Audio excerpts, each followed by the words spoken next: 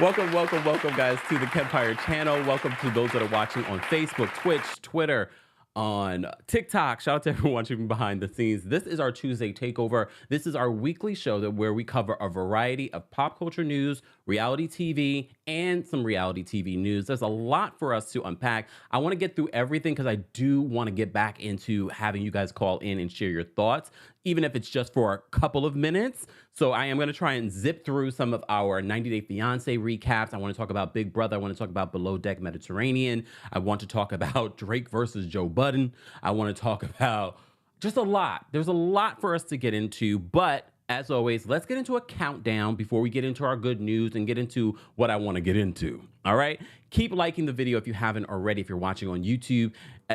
For those that are watching on TikTok, if you want to see and hear everything that we're talking about, head on over to YouTube, or you can also watch on Facebook, the KEMPIRE, or KEMPIRE Daily on Facebook. You can also watch from thekempire.com. You can watch on Twitch. You can watch on Twitter, aka X, whatever you want to call it. I'm still going to call it Twitter to the end of days.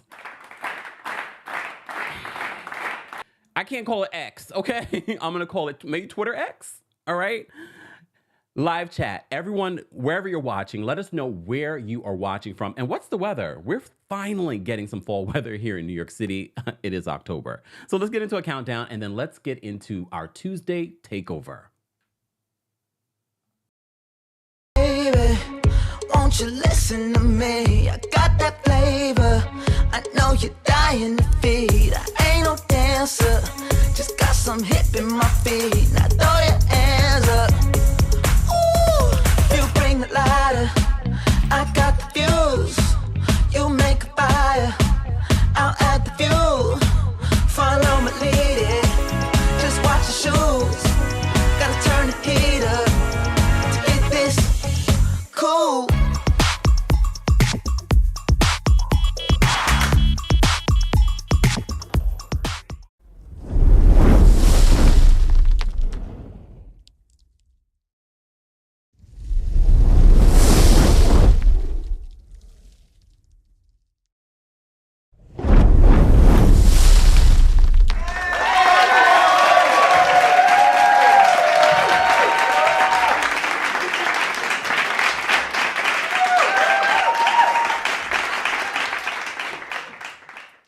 Welcome back to the KEMPIRE channel, your #1 source for pop culture news and music, entertainment, reality TV, and so much more. This is our Tuesday Takeover. It's the place where we get to catch up on things that we don't get to talk about in separate pre-recorded videos or other recaps. As you know, we have turned out a lot of content over the weekend. Sunday was a busy day. So if you missed any of some of what we talked about, we will be revisiting some of it here today, but I'm not going to go too deep into it just because we already have separate videos talking about it. I just want to briefly talk about it here and hopefully get to some callers by the end of our Tuesday Takeover so you guys can weigh in on some of these hot topics. All right, so you know we always start off the show with some news, some good news. First off, I want to say peace in the Middle East, because there's a lot of things going on in our world. We were just, several months ago talking about the war in Ukraine. Now we had all of this devastating news over in Israel and Palestine. I just want to say this. I'm just praying for peace. I'm praying for the innocent lives that have been taken. Anytime that this conversation about these particular countries come up, it becomes very divisive. That's not what we're going to do here today. What I want to focus on is ending this conflict so that no more innocent lives are taken, period. And yesterday, and anytime that I post on our community tab here on YouTube, and we are celebrating a religious holiday, or we're celebrating some sort of group or monthly history something, there's always someone in the comment section to be like, what about this one?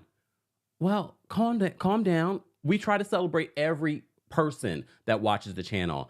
And yesterday here in America, certain states, it's not a federal holiday. However, we are celebrating, instead of Columbus Day, Indigenous Peoples Day. So we posted a post on our community tab and on our platform celebrating Indigenous people. I didn't even realize how many Indigenous people follow the channel. And let me tell you something. It really warmed my heart when everyone for different particular groups within that community, were saying thank you within their language. I was like, oh, I didn't know how many, really? I love that. But of course, as I said before, there's always that one or two person like, what about this? Or this one was the first. And I'm just like, people, this is a safe space to celebrate everyone. A couple of weeks ago, we were just celebrating Yom Kippur or Yom Kippur. So let's allow space for us to celebrate everyone and everything. This is a community that is very diverse, and I love that for us. So I want to continue to be able to do that. There's a lot of unrest. There's a lot of divisiveness going on in our world. Let's not continue to create that divisiveness on social media, because it is a powerful platform. It is a powerful platform. And if we can create a little piece here, that piece will elevate in other areas and in other corners of the world and within our lives. So happy belated Indigenous Peoples Day. Again, we are praying for peace over in the Middle East right now. So let's continue to pray for those people. And I know that there are people here that have family, friends that are over in the Middle East that are being affected by this, and we are praying for them as well. All right. Some good news. Let's move into some good news. You know, we always love to start Tuesday Takeover with some good news. And I want to say, first off, I will say this. I always love it when you guys share your good news in the comment section of this video. So be sure to let us know, live chat. Those of you that are part of the replay crew, let us know your good news as well. I want to see your good news as well. All right. All right. Do I have any good news? I always have some good news. I just can't think of what my good news was. There was something I wanted to oh, we are celebrating 2 years of our independence.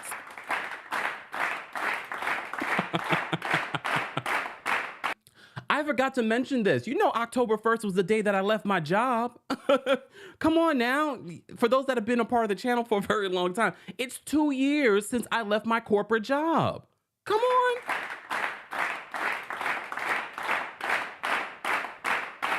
And what has happened in those 2 years? Well, we're over at 300,000 subscribers. We've been featured on multiple housewives shows. We've been featured on Young, Famous, and African on Netflix. Made us officially worldwide. All right. We've achieved a lot within this time, and I don't take that for granted. So we are celebrating 2 years of our own independence here on the channel and other platforms. 2 years. God, who would have 2 years? And we're doing it. And it's so funny because yesterday I literally ran into an ex-coworker, and I was like, this is all kismet. This is all just reminders that we are on the right path. We are on the right path. So that's my good news. That's my good news. I also got some Beyonce tickets. Okay, not that was Beyonce tickets. All right. Because the tour's over. The tour's over. But as you already know, it was announced that Beyonce will be in theaters. Her tour, a documentary. You apparently are going to be able to see the visuals as well for the project, the Renaissance Project. So I got my tickets for that. Me and my friend we're gonna go. And look, do I have to get dressed up? Do I have to get dressed up like I'm going to the concert? Y'all know how I feel about it. Like, I don't mind getting dressed up, but I'm just like, I just want to go watch and enjoy. Okay, can I just go watch and enjoy? But part of me's like, damn, should I get more tickets? Because I feel like I want to see it again already, and I haven't even been. So I'm going opening weekend. If you see me, say hey.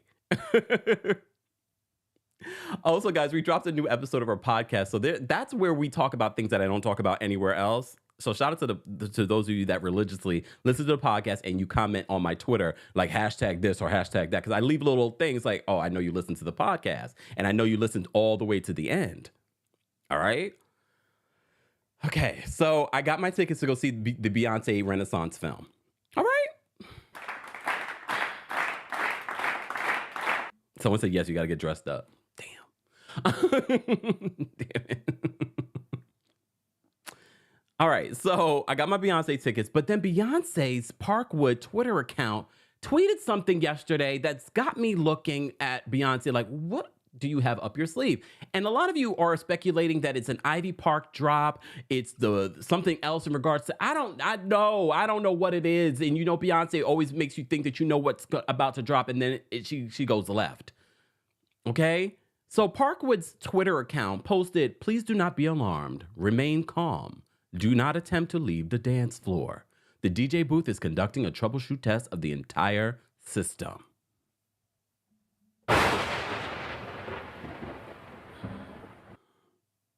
Sassy on my TikTok celebrating 1 year of being cancer free. I love that.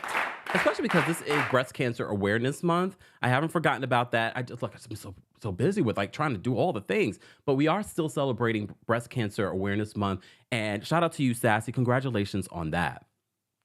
Okay. Oh, and thank you for, wait, hold on. Thank you, Danielle, and exactly for gifting memberships on the channel. We appreciate you guys. Because not only you are allowing our members to be, or you're allowing for more members, you're also supporting the channel. We appreciate that. So thank you for gifting. We appreciate that. All right. Okay. Look. Where do I begin? Okay, so Beyonce's got something up her sleeves, guys. That's all I can tell you. I don't know what the official thing is yet, but once I know, I will let you guys know. But apparently something's up her sleeve. And I know those are lyrics from her song. However, we know for them to tweet something like that, something's coming. I wonder if the visuals will drop before the actual film, or will she drop it after the film, or is it an Ivy Park situation? Some people say she has like one more drop that she has to do to complete her contract with Adidas. We shall see. Okay, let's move on. So welcome to our Tuesday Takeover. For those that are new to our Tuesday Takeover, this is where we cover a variety of pop culture news, but also reality TV and reality TV news. I am not going to talk about Big Brother Season 24. You know, we talked a little bit about it last week, but I talked about it during our podcast. So I'll talk more. If you want to hear my thoughts on what I've been watching from last season with Taylor Hale and everybody, I talked about it yesterday on our podcast, okay? I'm just going to talk about Big Brother Season 25. During today's recap. All right. So let me just jump into that since I'm already talking about it. And I'm going to talk about Love is Blind too in a second. I talked about that on the podcast as well. All right. Big Brother Season 25. I mean, we had such an amazing Season 23, Season 24. You know, we had the cookout. Then we had Taylor Hale becoming the first African-American woman to win Big Brother. And this season, there isn't anyone that I really love. I wouldn't mind to see Jag or Matt make it to the final two. But then I thought to myself before the live, I was like, well, if they make it to the final two, who do I want to win? Wait, look. Who do I want to win? Well, I like Matt, but I feel like Jag played a better game. And wouldn't this make Jag the first Sikh to win? Wouldn't it make him the first? So that would be amazing. I'm all about breaking barriers. Come on now. It's been 25 years of this show, and we just broke some barriers these last couple of seasons. So I would like to see that. But I hope Jag realized the Minutemen, which is not a great name. It's not a great name. All right? So I'm not sure who I want. I definitely don't want Corey or America to make it to the end. I mean, they made it pretty far. However, I don't want to see them make it to the end, but they have a big target on their back. But this week, okay, spoiler alert, this episode aired on Sunday. I watched it twice. Felicia and Suri are on the block this week. I don't want to see either one of them go. Okay, let's talk about Felicia. Y'all know Felicia and I have had a, not a love-hate relationship, because there was a week where I was like, Felicia, you are like, what is wrong? Why are you turning on people? Why are you turning on my girl Suri? Why are you turning on her? But this week she shared a personal story of being in an abusive relationship. She sort of downplayed it, but the more she talked about it, I was like, oh my God, she literally got into the military to escape that relationship. But not only is she a great player, a better player than I initially thought. Because in the beginning, I was like, oh, Felicia's not that great. But her social game is really great. And I get why Bo is like, let me put her on the block. She's more of a threat than anyone really thinks. She is, but I need her to stay for our entertainment value. If you get rid of Felicia, who's going to entertain us? Who is going to entertain us till the end? We need to save Felicia. Even sorry, I'm a little. Thank you, Obi, for gifting memberships. We appreciate it. Shout out to all the members that are gifting memberships. We appreciate you guys. But since Jared left, Suri has become a big womp womp womp.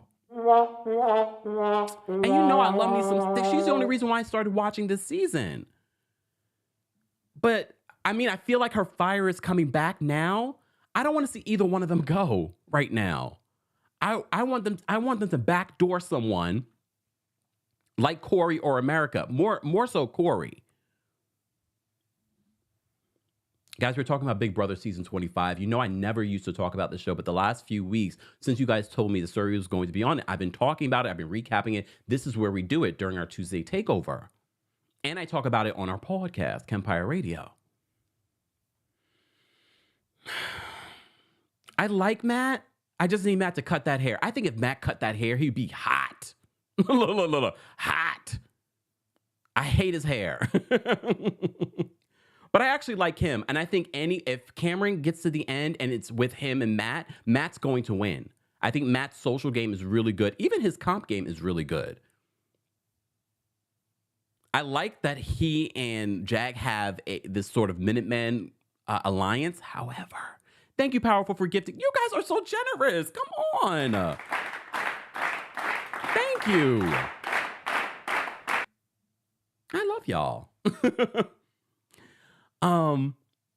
Yeah, so I feel like if Cameron makes it to the end and he's against Jag or Matt, he's going to lose. He's not well liked in that jury house. He's not well liked in the jury house.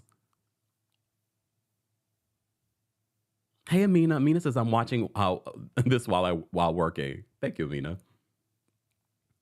He's not well liked. So I don't see Cameron's great at the game. Don't get me wrong. I think he's great at the game. He's a little weird, but I think he's great at the game. I just don't think his social game has been on point in order to win. It hasn't. They can't get rid of Felicia. Look, they can't. I really like her. I love it. See, this is what makes great reality TV. We already know who Suri is, but Felicia's a new reality TV character.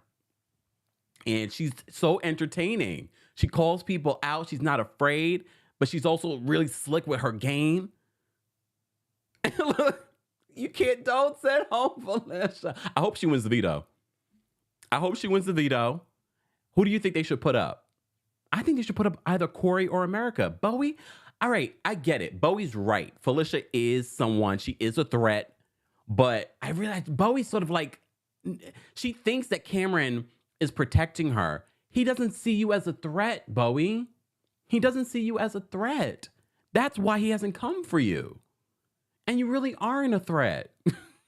I'm sorry, Bowie. Bowie doesn't deserve any backlash, but look. So I'm into it. I need to get back into watching the live feeds, but right now I'm watching Love is Blind. All right, let's move on to Love is Blind. Yeah, I'm talking about the good stuff. All right, come on. So a lot of you always tell me, oh, KEMPIRE, you have to watch this. This season is so messy. Oh, no. This time you guys are right. Look. Love is Blind season 5. I am fully up to date. To Love is Blind season 5. Thank God. And if you listen to the podcast, I let you guys know I'm going to do a collab with Grace Report, and we're going to go on her channel and talk about it. All right? So stay tuned for the date and time. All right? So be sure you follow me on all the platforms. I mean, I'll update you regardless. Me and Grace are good at that. So let's talk about Love is Blind a little bit. So season 5, let me tell you something about this season.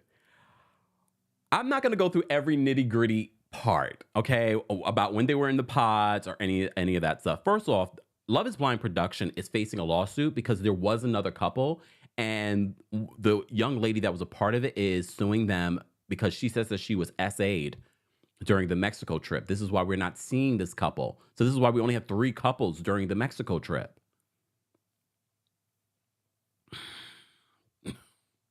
All right. Oh, wrong. Look. No, let's talk about this. where's my picture of, Taylor and JP. So if you listen to the podcast, I told you JP reminds me of Dexter. Come on.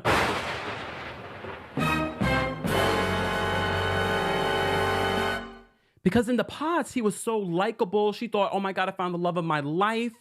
Only to be in person with him, and he barely speaks. And the other day we were just talking about how people should be able to be more silent and be comfortable in that silence, but not if you're trying to get to know someone. If you're trying to get to know someone, silence is not great.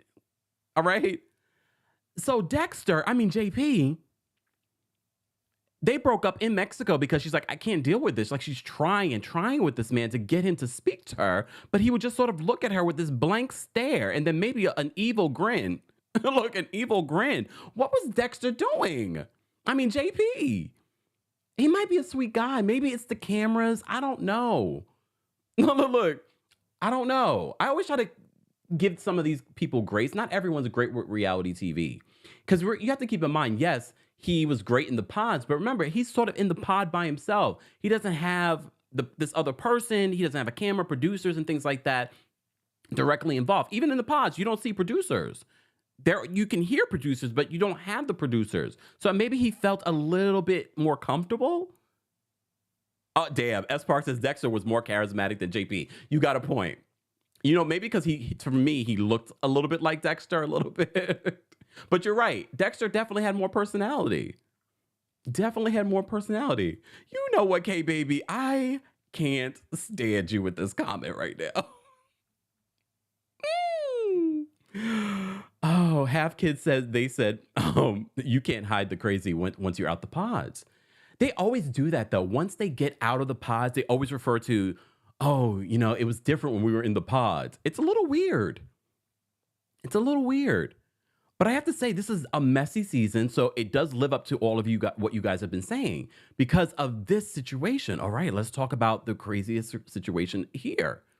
Let's talk about Aaliyah, Uche, and Lydia, the love triangle. Well, it's not a love triangle because Uche knew Lydia before coming into this house and figured it out once he was in the pod with Lydia. He's like, wait, we know each other?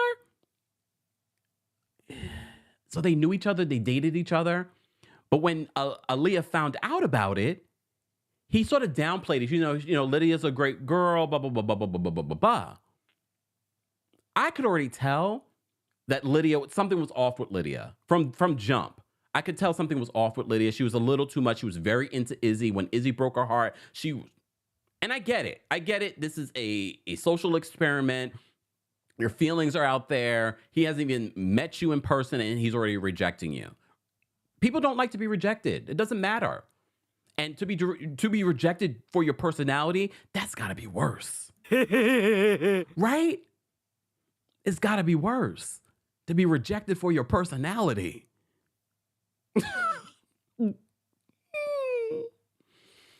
Oh, damn. That's sad. She got rejected for her personality. So once Aaliyah found out that they had dated before, her mind was spinning. I don't blame her, especially when she sees some of the things that Lydia said and done before this. But once she tells Lydia that she knows, Lydia starts divulging all this stuff. And then she's just like, I don't want to know all of this. I don't want to know all of this. And then Aaliyah ups and leaves. Uche is like blindsided. She's like, she left. Guys, I know there's a lot of information about Uche outside of the show. I want to just focus on what's been said on the show. There was something about him that kind of gave me uncomfortable vibes. I'm not sure what it was, but I still feel like Lydia is worse. And I do believe that Lydia only got with Milton because of being rejected by everyone else. She had no other options. I think she just wanted to either get married or get into a relationship to stay on the show. I think all of that is playing a part. But something's off about Lydia. And I think Lydia is playing this game with Milton. Milton is 24 years old. His maturity seems even younger than that. Right? Doesn't he seem even younger than that? But they seem to have like a good banter. Once they're in person with each other, they seem to have good banter with each other. They seem to like each other. They were already getting physical very early on in Mexico. Did you see the confrontation between Lydia and Uche at that group event? What's her name? Oh my gosh, Miriam. Look at me remembering the names. Oh my God. Miriam cussed. Wait, who did she cuss out again? Uche, right? Didn't she cuss out Uche? She cussed him out. She cussed him good. I was like, damn.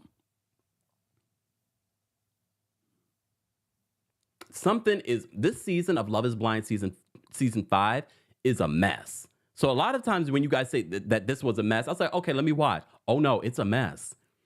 The fact that these two knew each other, Lydia and Uche, before this, they found out, and the way that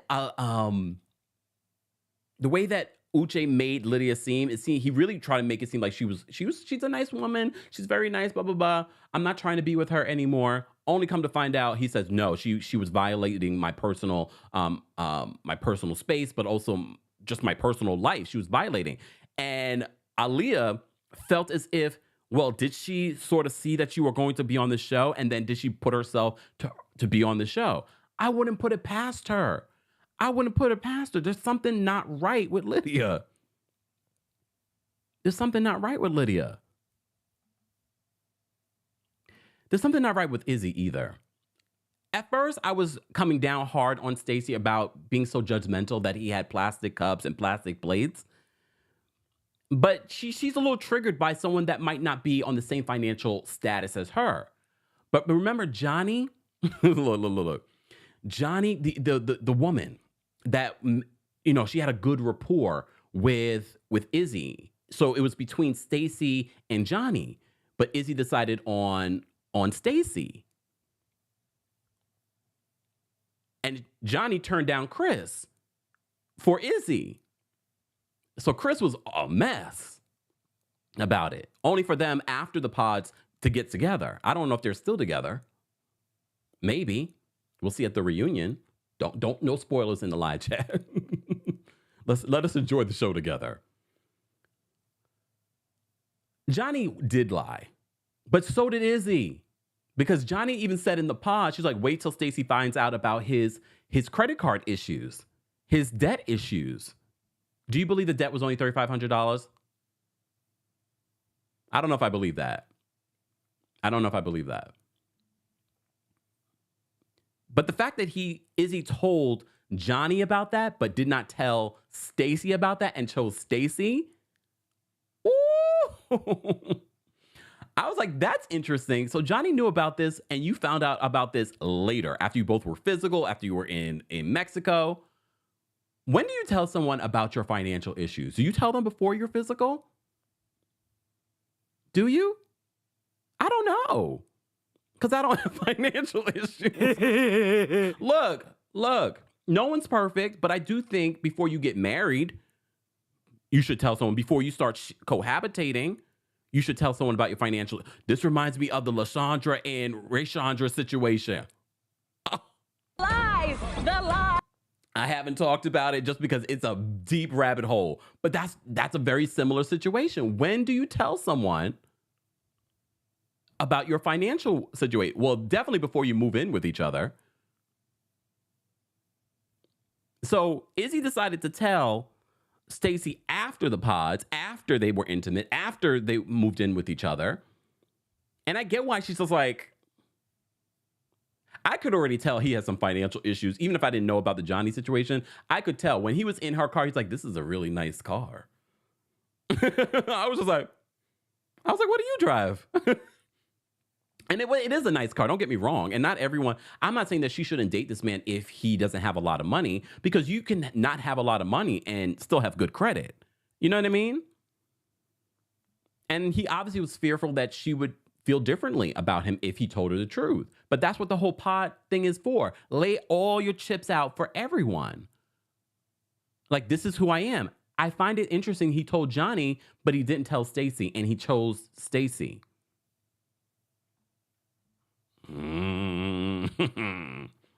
Do you think they survive? Do you think that Izzy and Stacey survive? Aaliyah's not normal either, though.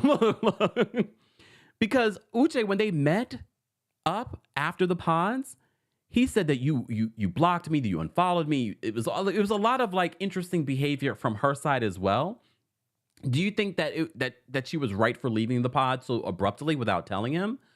I think it's okay. I think she was concerned about Lydia because she said she had a confrontation with Lydia before she left. So I don't blame Aaliyah for leaving because I probably would have left based off of everything leading up to finding out that they had a past. And then thinking possibly that Lydia saw something that you were going to be on this show. And you were with Lydia a couple of months before being on this show. This is a mess. I love it. I love it. So I'm fully up to date. I watched all 9 episodes. I cannot wait to see the next few episodes. I believe they come out later this week. So stay tuned. We will be talking about this. I will be collaborating with Grace Report so we can kiki about this. You know we love a good kiki, me and Grace. So stay tuned for us talking about Love is Blind Season 5 on her channel very soon. So if you're not subscribed, get subscribed. All right. Shout out to all of our new members and shout out to our members that gifted memberships to everyone today. We appreciate that. If you still would like to become a member of the channel, it's a way to support the channel that's outside of ad revenue and things like that. Head on over to teamkempire.com/join. All right. And for our proud sponsor, Coldest, you know, they don't just have water bottles. They have ice packs. They have things for your pets. They have pillows, sheets, all kinds of things. Head on over to coldest.com and use the discount code KEMPIRE10 for 10% off of your order. All right.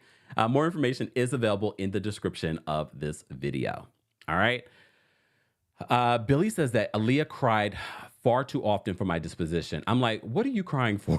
You know what? I give them grace about the crying just because we have to keep in mind, this is a social experiment. They're sort of like sequestered in this whole experiment. And you are having every single day, multiple times a day, emotional conversations. So I kind of give them grace in regards to that because I don't know what that feels like. Big Brother, I already said I could never do Big Brother. You're away from your world for like 3 months and you're living with these people 24/7 and then you're doing mind games both with each other and then also within the game. I'm like, it's a lot. It's a lot of plotting and planning. I shout out to those that are able to do it because it's a lot. And shout out to Taylor Hale for winning. Because the amount of times they wanted to get rid of Taylor Hale and they didn't get rid of her and she won. Queen, come on now. Queen. Thank you, Michelle, for the gifts. We appreciate you.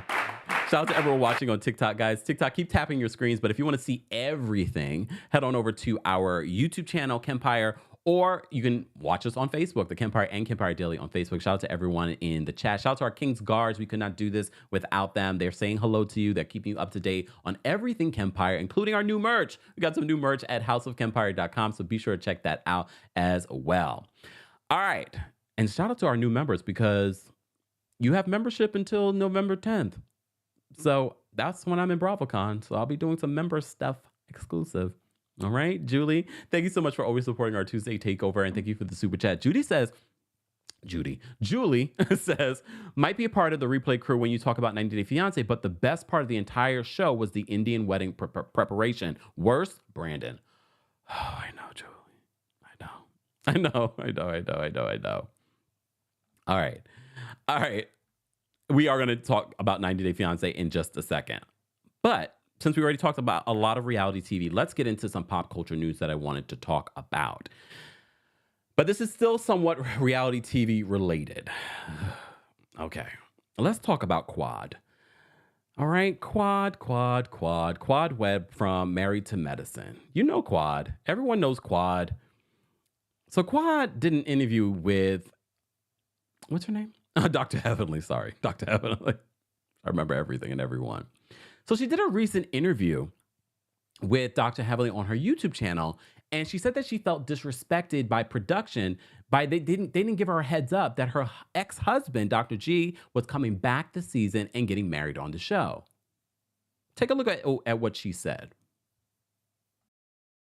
it's no secret that this is the first time, I believe, tell me if I'm wrong, that we've had a reality TV show somebody go through a tumultuous marriage, get a divorce, and then bring back the husband and then the new fiance, which turns into his new wife. Right. That's unprecedented.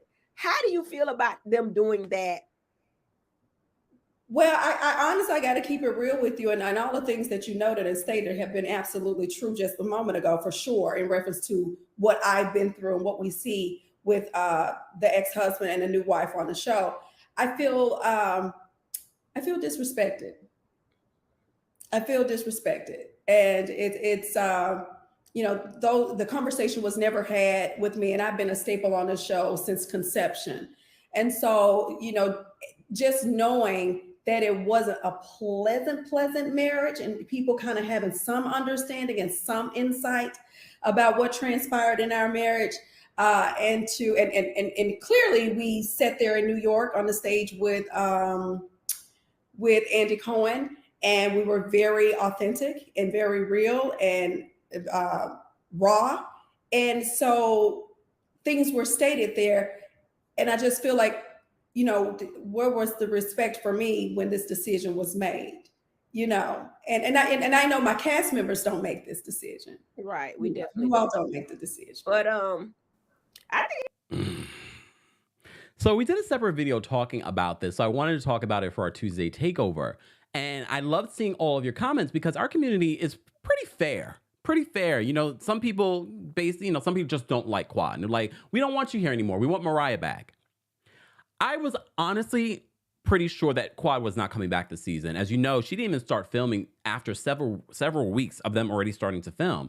And then there was news that she wasn't coming back. And then like the next day, she had a whole press release with Deadline letting them know that she finalized her contract negotiations and that she was coming back. This happened the previous season as well. So apparently someone's playing hardball in regards to her contract. And a lot of people are saying the only reason why I want to watch this season is to see how this is going to work with Quad, Dr. G, and that voice, and his new bride.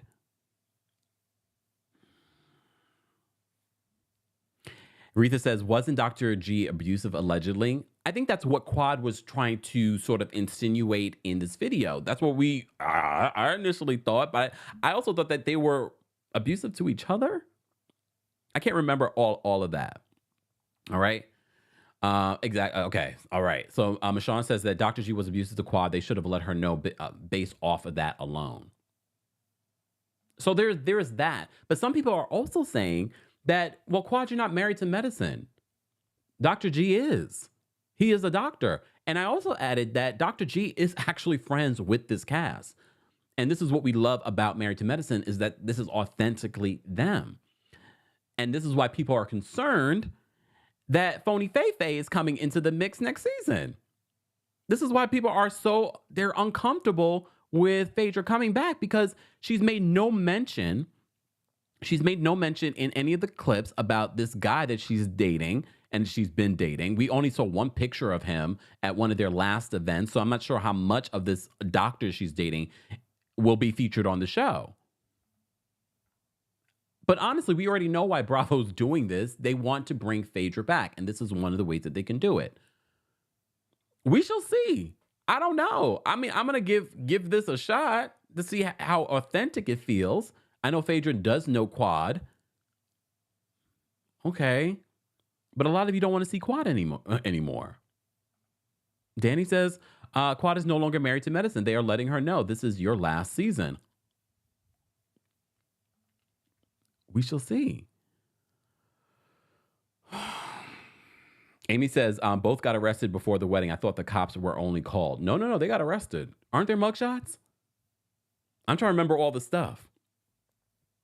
Exactly, KM. That's what I thought. That's why I was, not to make it right, but because it was an abusive situation, I do think they could have given her a heads up that they were doing this.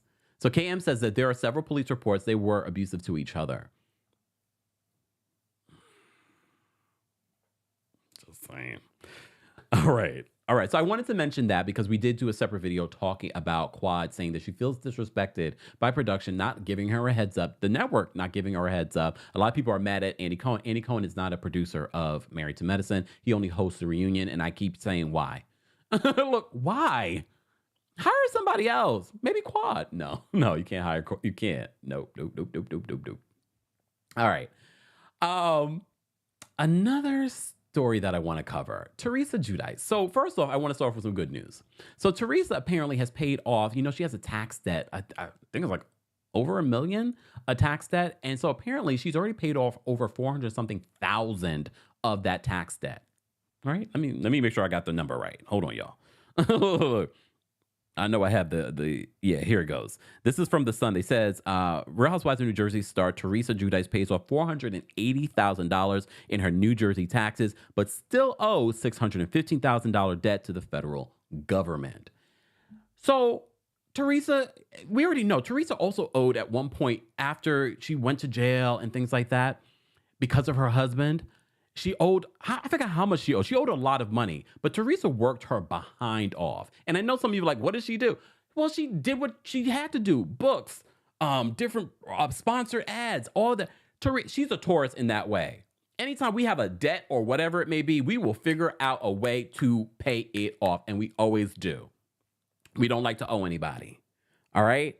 So when I heard that she owed the government, I was like, I'm not worried about this. Teresa's done this before. She's been able to pay it off. So that's good news. So Teresa was recently pulled over, and I wanted to play this video.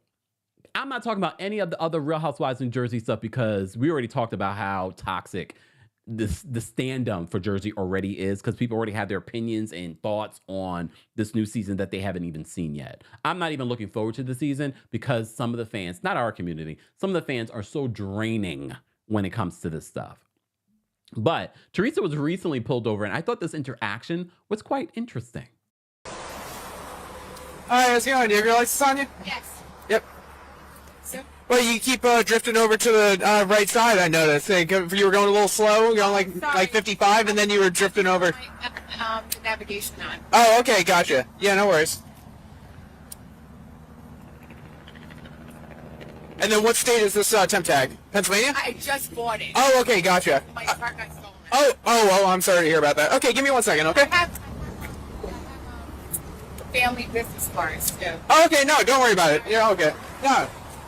All right, ma'am, it's just going to be a warning, so just make sure you try to stay in your lane, okay? Sorry. No, all good. My father passed away, and I always drive like that. Listen, my father actually does the same thing. He's always kind of going a lot. That's just the way I drive. And my father says, don't drive my guy. And no worries, it wasn't that bad. I just want to make sure they weren't drinking or nothing, but you seem like you're fine to me, okay? So no problem. Have a good night. Thank you. She says she drives like this. What's the family business card? Someone in the chat says, why couldn't her millionaire husband pay off her tax debt? I mean, it's not that simple. All right, here's the thing. What's a family business card? Is it one of those PBA cards? Remember they had those back in the day where if you knew a police officer or a police officer was in your family, you always kept it in your wallet next to your license in case you got pulled over, and then you would pull it out with your license. And then if they saw that, they'd be like, you're good. Look, you're good. Is that what the family business card is? Is that what I think that's what it is. I really do think that's what it was. Because why else would you give a family business card? She must have one of those cards. Do they still do those? Like, isn't it like PBA cards or something like that? I feel like that's what she was going to pull out. Oh, see. Hold on. Where's the comment? Oh, damn, I don't want. Oh, wait, here it goes. Rosanna says, is that just a New York City thing? Because I want to know. Rosanna says, PBA card shows you have a friend or family in the force. And it really works. It really works. Did I ever tell you guys about the time I wasn't pulled over. I was in the passenger seat. And this is why it's important to tell this story. And I'm going to tell this story. Buckle up. This is why it's important to tell this story, because you saw how Teresa was pulled over. Everything's cool. She probably didn't have a worry. I mean, she was a little concerned, I'm sure. Getting pulled over is not fun. I remember getting pulled over. I wasn't driving. I was in the passenger seat. I was with my friend who was white. No, who is white. Who is white.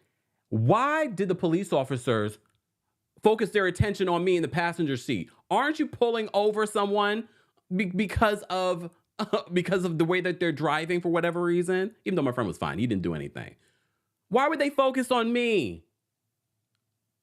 And then try to say, oh, why is your seatbelt not fastened? I was like, sir, I took my seatbelt off in front of you.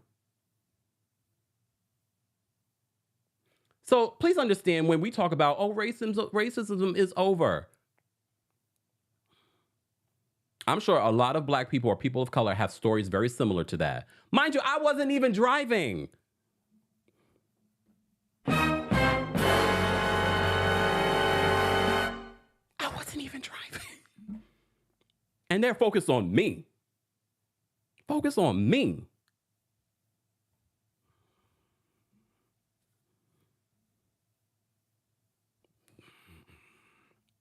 Never been arrested. Just say it like, to be Black in America.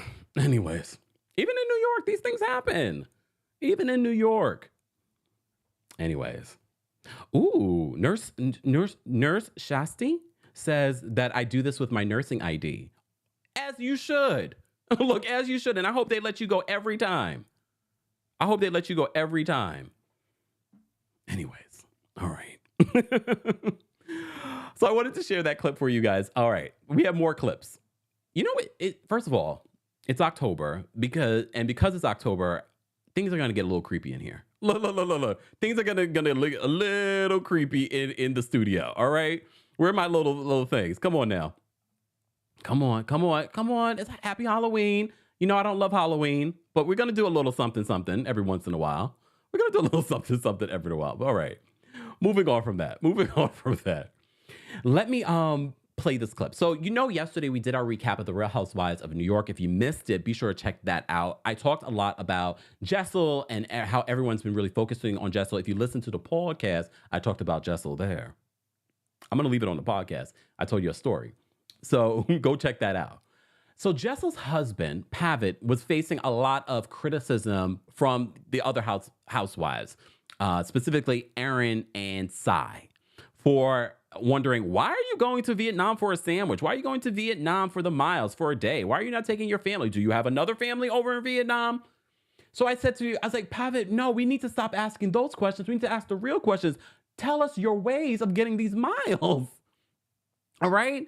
So Pavitt, apparently he is like, he does this a lot on his social. I might just follow Pavitt just for these tips. Okay.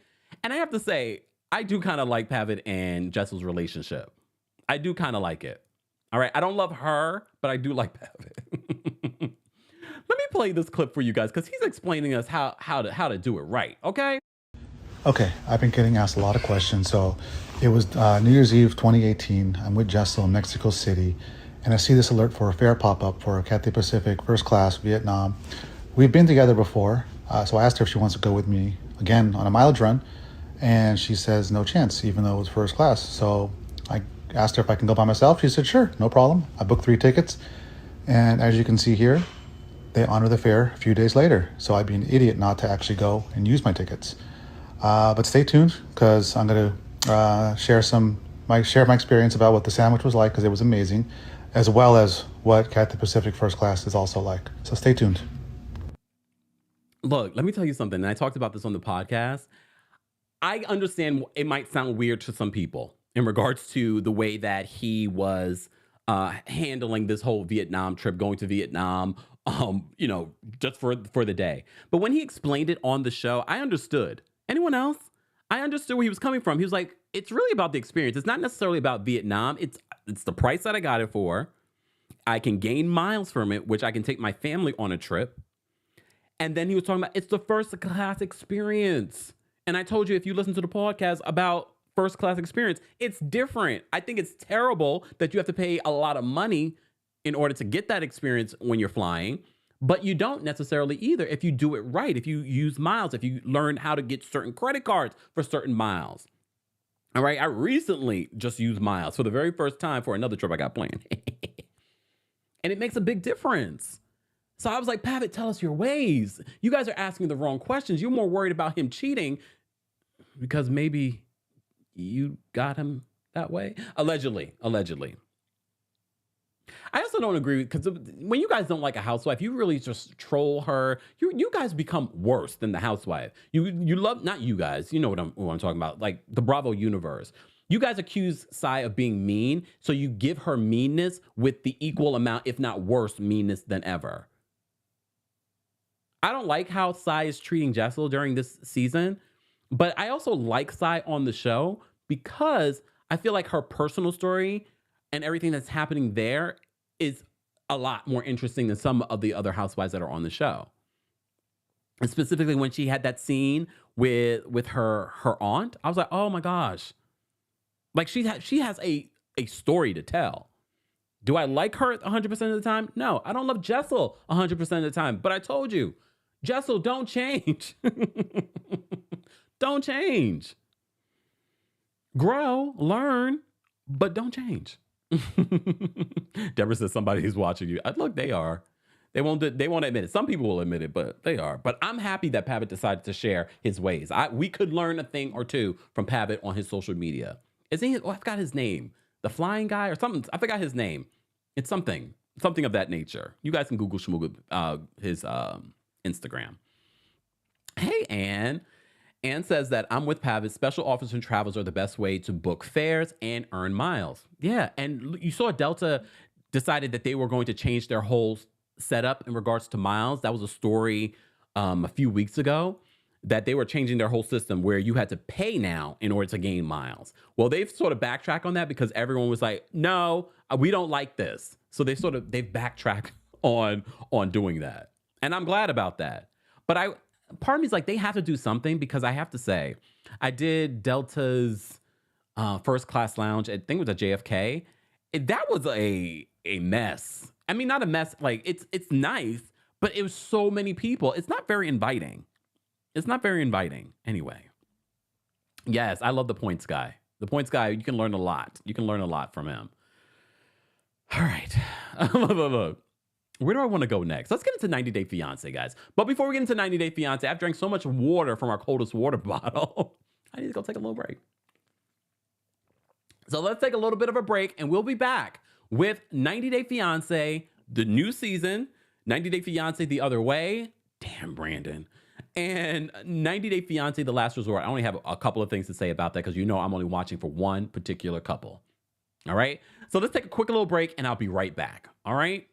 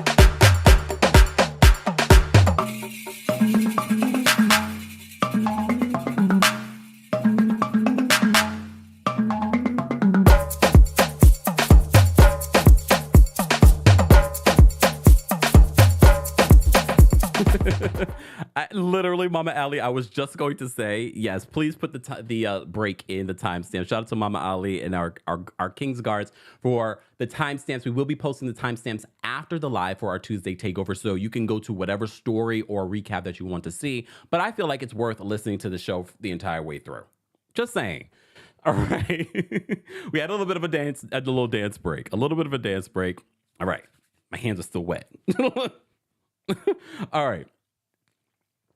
Get you a coldest water bottle. More information is available in the description, or just head on over to coldest.com and use the discount code KEMPIRE10 for 10% off of your order. Let's get into 90 Day Fiancé. I just want to briefly talk about 90 Day Fiancé, The Last Resort. I don't enjoy this show at all. We saw Molly left this week.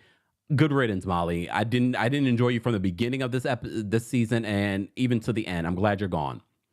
Why do they keep trying to make Michael a thing? Michael and Angela, why do they keep trying to make this a thing? Oh, that's not Michael and Angela. Where's Michael and Angela in this thing? Look, no, I don't know. I guess I don't have a picture of Michael and Angela because Michael's forever in the iPad. And then did they take him on the FaceTime to the strip club? We don't know. We don't care. We don't care. Again, we don't care about any of these couples, to be honest with you. The only couple that I'm invested in is Kalani and Asuelu. So I told you already last week, we found out that this man-child has been cheating on her even before they got married. He's cheated before, after, and currently. He gave her a hall pass. She went to hell with the hall pass and is basically in love with this guy, Dallas, right? That's his name, Dallas. You know what I mean? So apparently Dallas he got a ticket and went to the last resort. It's never lost on me. Every time they play the theme music for 90 Day The Last Resort, it is so White Lotus. They found some sort of copyright-free White Lotus sounding music. I need to find me a version for us because I love that song from White Lotus. I love White Lotus. And for me, that's the only thing that I like about the show. But this past week, apparently, Kalani is a mess. And Kalani, I want you to leave this man. He has cheated on you. She says she's done with him. Literally, while they're in this whole process, he's hiding, deleting text messages. So she's like, I still cannot trust you. I still cannot trust you. So she unblocks that guy. He tells her that he has all these feelings for her. And he flies to wherever they are. And she spends the night with him, probably getting her back broke and everything.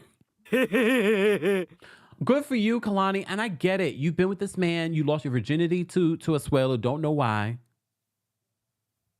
Don't know why. And now you have 2 kids with this man. You're married to this man, but you need to be happy. I really do like Kalani, and I want her to be happy. I think you need to leave him. Oh, Billy says, I have some unpopular opinions about Kalani and Asuelu. Feel free to share them. Everyone is safe here for sharing their unpopular opinion. But a lot of times when you guys say it's an unpopular opinion, it's actually a popular opinion. At least with us. At least with us. But look, I'm also not saying that Kalani's innocent here. She has made she's created this as a part of her life. She was cheated on in the beginning, during, after. He's cheated on her multiple times. Multiple times. And it wasn't until he gave her the pass to go cheat that she figured out, like, yeah, I like the way that this guy is making me feel.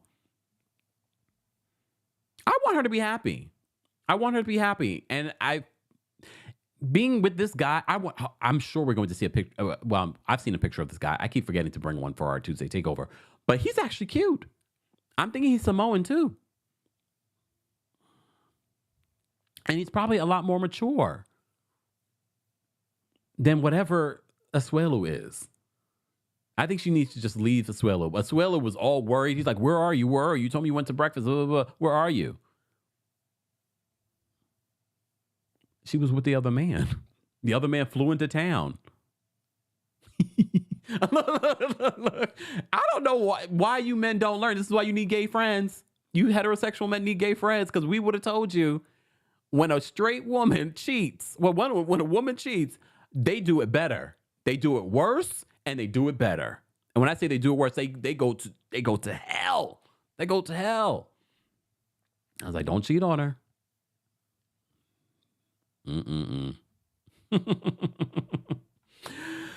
Oh, goodness. So that's the only couple of 90 Day The Last Resort that I ever want to talk about.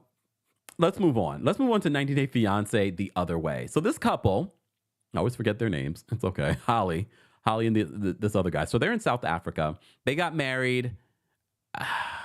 That's all I can say. They got married last week. This week we're finding out that he's a freak in bed. Okay. It wasn't lost on me. Homegirl was coming through the turnstile.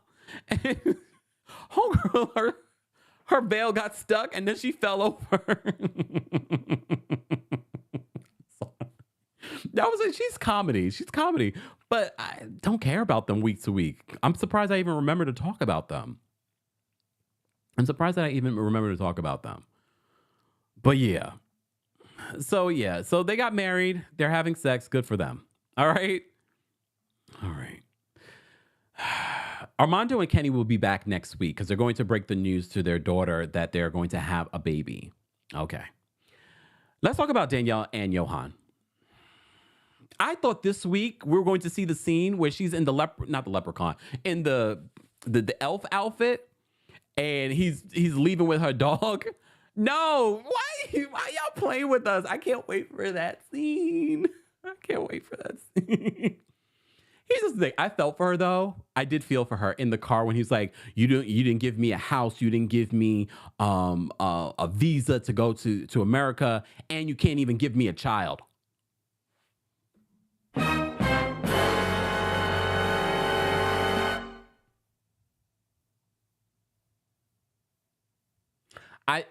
I felt for her. She wiped away a tear during that, but I feel like Danielle knew what she was signing up for. There's a lot of things that she probably didn't ask or do because maybe she was going for that vacation, you know what.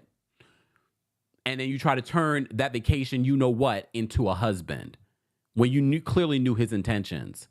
And you had your own intentions. So it's hard for me to feel sorry for her week to week because I feel like you knew what you were signing up for. You keep trying to make it seem like he is trash when you're just as much trash. Because does he even know about your bankruptcy, allegedly? But in the car, I had a different feeling towards Johan. I was like, so did you tell her that you expected her to take care of you? Because you're not telling me, Danielle, that you didn't know how much money he was making, that he didn't have his own. He says, "Can you give me $20,000 so we can buy?" What did he want to buy? It wasn't the car. It was something else. Oh, it was a house. He wanted her to buy a house, and then they were going to rent it for $100 a month. And she's like, "That's not financially feasible." I'm not talking to you, Danielle, about what's financially feasible because you, madam, and look, I'm not judging her because she has a bankruptcy, but I'm judging her at the same time because she's judging him on his financial literacy.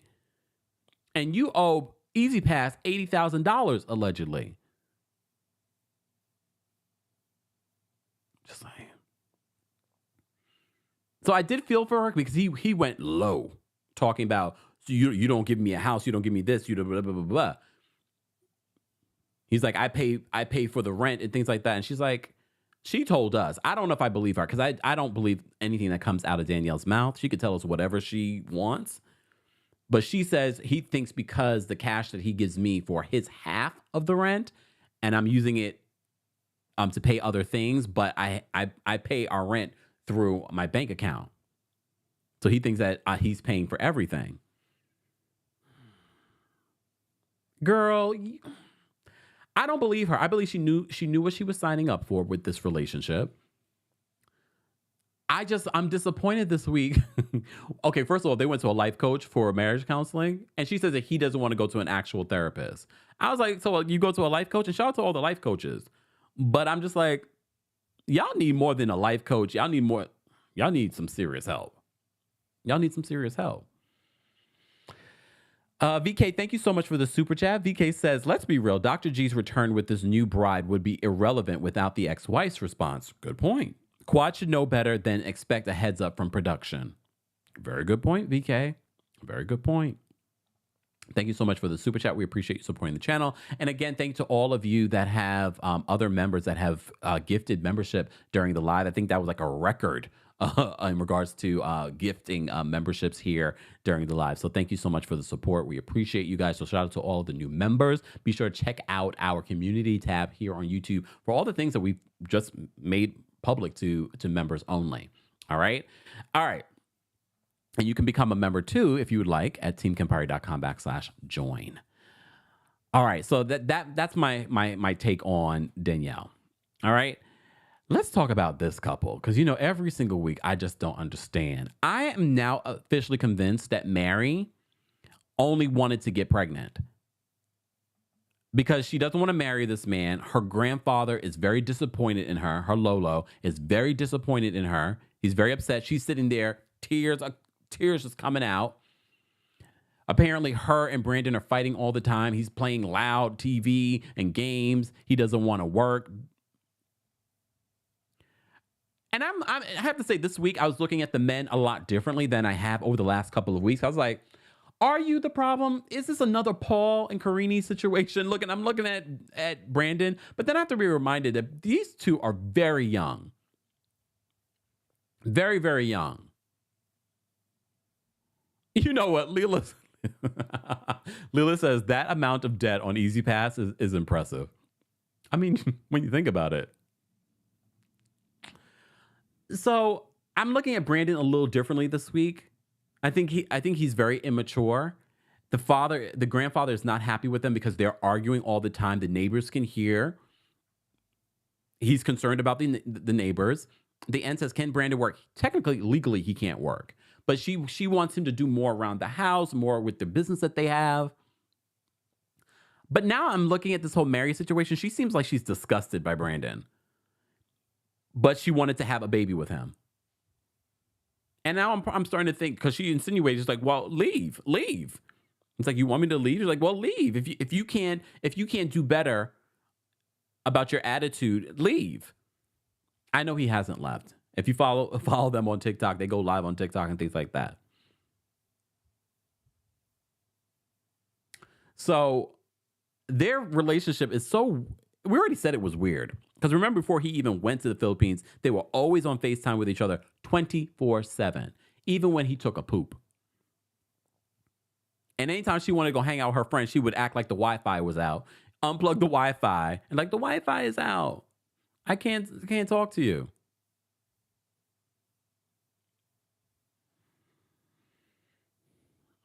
Retha says it's giving, I'm having a baby so they can love me, and that's a lot. Well, we already know that Mary's emotionally immature, but there's some other things. Like, I feel like she needs some therapy based off of her reactions. Remember, he couldn't even look at anybody in church. She's like, don't look over there. Don't look over there. And now it seems like she hates him. Now that she has her baby, it seems like she hates him. Look. Okay. Whatever happened to Kirsten and Julio? We haven't seen any follow-up on their story. Are we done with them? I guess so. We didn't see Shekinah and Sepper this week. We'll see them next week. Her sister's coming into town. But let's talk about an Indian wedding. Because look, okay, Kimberly and TJ, they're preparing for their Indian wedding. And you know we love an Indian wedding here, all right? Already we're seeing the festivities leading up to the wedding. We're seeing the dancing. We're seeing the henna. We're seeing all of that. We love it. Love it, love it, love it. But I never got real love between these two because when they fight, they go to the jugular. All right? And Kimberly apparently got the bubble guts this week, and she's telling her soon-to-be husband about it. And she's feeling, look, because no one's explaining anything to her, she's just feeling sort of like a prop. And look, shout out to other Indian women. Do you feel that way as well when you're getting married? Because you don't really, everyone's just celebrating and doing all the traditions and things like that. So I can get why Kimberly might be feeling that way. But at the same time, girl, I just can never, I can get out of my mind that dancing that she was doing during that little scene that comes into when you're talking about their particular story.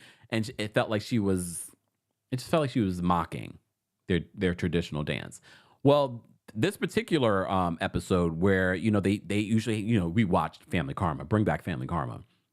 And they have that ceremony where the family members dance and the family and friends dance for you. And then even the couple ends up dancing. TJ got some moves. Kimberly, not so much. She was like, she just doesn't seem happy. And I get it on some level. Everyone's talking in another language. You don't understand what they're saying. You don't understand all of the ceremony and things like that. But I feel like if you're with an Indian man, if you've gotten engaged with an Indian man, you've moved to India. We live in an age where you can Google a lot of the stuff. Could he explain some of this stuff to her? Yes. But I'm sure there's a lot of stuff that he just does automatically that he doesn't even think that he needs to explain or tell you about. And I know he intentionally did not tell her about certain things as well, but you could have Googled them yourself. You could have a full understanding. You're about to live in this country. You should be gaining an understanding of their culture. We probably know more about an Indian wedding than she does. Yes, I did see that. Bravo announced this week. Rosanna says that some of the Family Karma crew joined Winter House. Yeah, it's supposed to be like a mix-up of Below Deck, Summer House, Winter House. I don't watch Winter House. Look, I don't watch it. Bring back Family Karma. We don't need to watch all this other mess. Okay, moving on. So let's talk about this new season of 90 Day Fiancé. All right, let's talk about this new season of 90 Day Fiancé. Okay? Jasmine and Gino are back. And I still do not get this situation. Look, I have to say, I enjoyed Jasmine more when she wasn't with Gino and she was just with her friends, her family, and her son. She was telling her son that her visa was approved, so she's going to be separated from him for a little bit. I find her more enjoyable separate from Gino because it's real. I don't believe this relationship with Gino. And I have to say, her glow up, first of all, she got her butt done.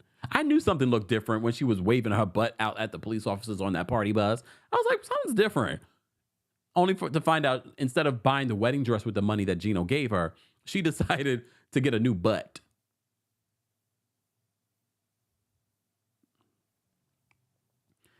So, of course, this would not be a Jasmine and Gino situation if they did not get into an all-out fight. I have to say, Gino trying to play hardball over the FaceTime, I didn't believe it. I never believed anything with these two. I'm so mad that they brought them back, but let this be the last time you bring them back. I don't care about Gino and Jasmine. I don't believe their relationship, personally. So she gets upset with him over the FaceTime because his sister-in-law wants them to change the date of their wedding. And she's like, but Gino, I didn't like the way she said it. And then she loses it on him. Who cares about them? Let's just talk about the witch. Wait, come on. It's Halloween. Come on, let me change this up. Let's talk about the witch. Let's talk about the witch. Hold on, let me move in a little bit. Oh gosh. All right. So the witch. Where is my picture of the witch? Let me see if I can. Oh, Ashley? Yeah, here's Ashley. So this is Ashley. Well, Ashley, Gino, and Jasmine. And that's her boo. First of all, she's interesting. She's perfect for 90 Day Fiancé. She's perfect for 90 Day Fiancé because the delusion is real. All right? He knows that she practices certain things that are not very Christian because, he's Christian. I believe he's from Ecuador? I don't understand why she's having a panic attack because she lost connection with him. He's on his way to see her. She's lost her connection to him. So she's like, did he make it through? Did something happen? And she has a panic attack in the car. So she decides to call her family and it's like, I'm having a panic attack. Girl, pull over. Why didn't production tell her to pull over? They're filming her and they're like, and she's having a panic attack while driving. Pull over. Pull over.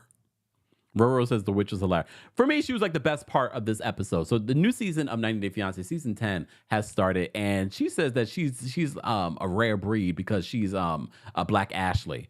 And I thought to myself, is that true? Look, I feel like we know a lot of Ashleys that are Black, right? Or maybe not. Maybe not. Maybe not. But I do enjoy her. I think that I think she's very interesting, very funny to watch. This couple is really interesting because Nikki and Justin, they knew each other forever. Like it's almost 20 years that these two have known each other. And they met after she went to Moldova. Her Russian boyfriend was sent back to Moldova. And she found that he was cheating on her. And then she went on a dating app, met Justin when they were so young. His name is not even Justin. She calls him Justin because back then he looked like Justin Timberlake. I have to say he got better with time. He looks good now. Back in the day he was cute, but now he looks better with time. So Nikki, apparently they fell apart because they got into an argument when this is their second K1 visa. Here, Glow Ella Ash says, I'm a black Ashley. See, I told you. So Nikki is a trans woman. And basically during their first K1 visa, when Justin came here, that's when they got into an argument. And she said, that's why I was born a man.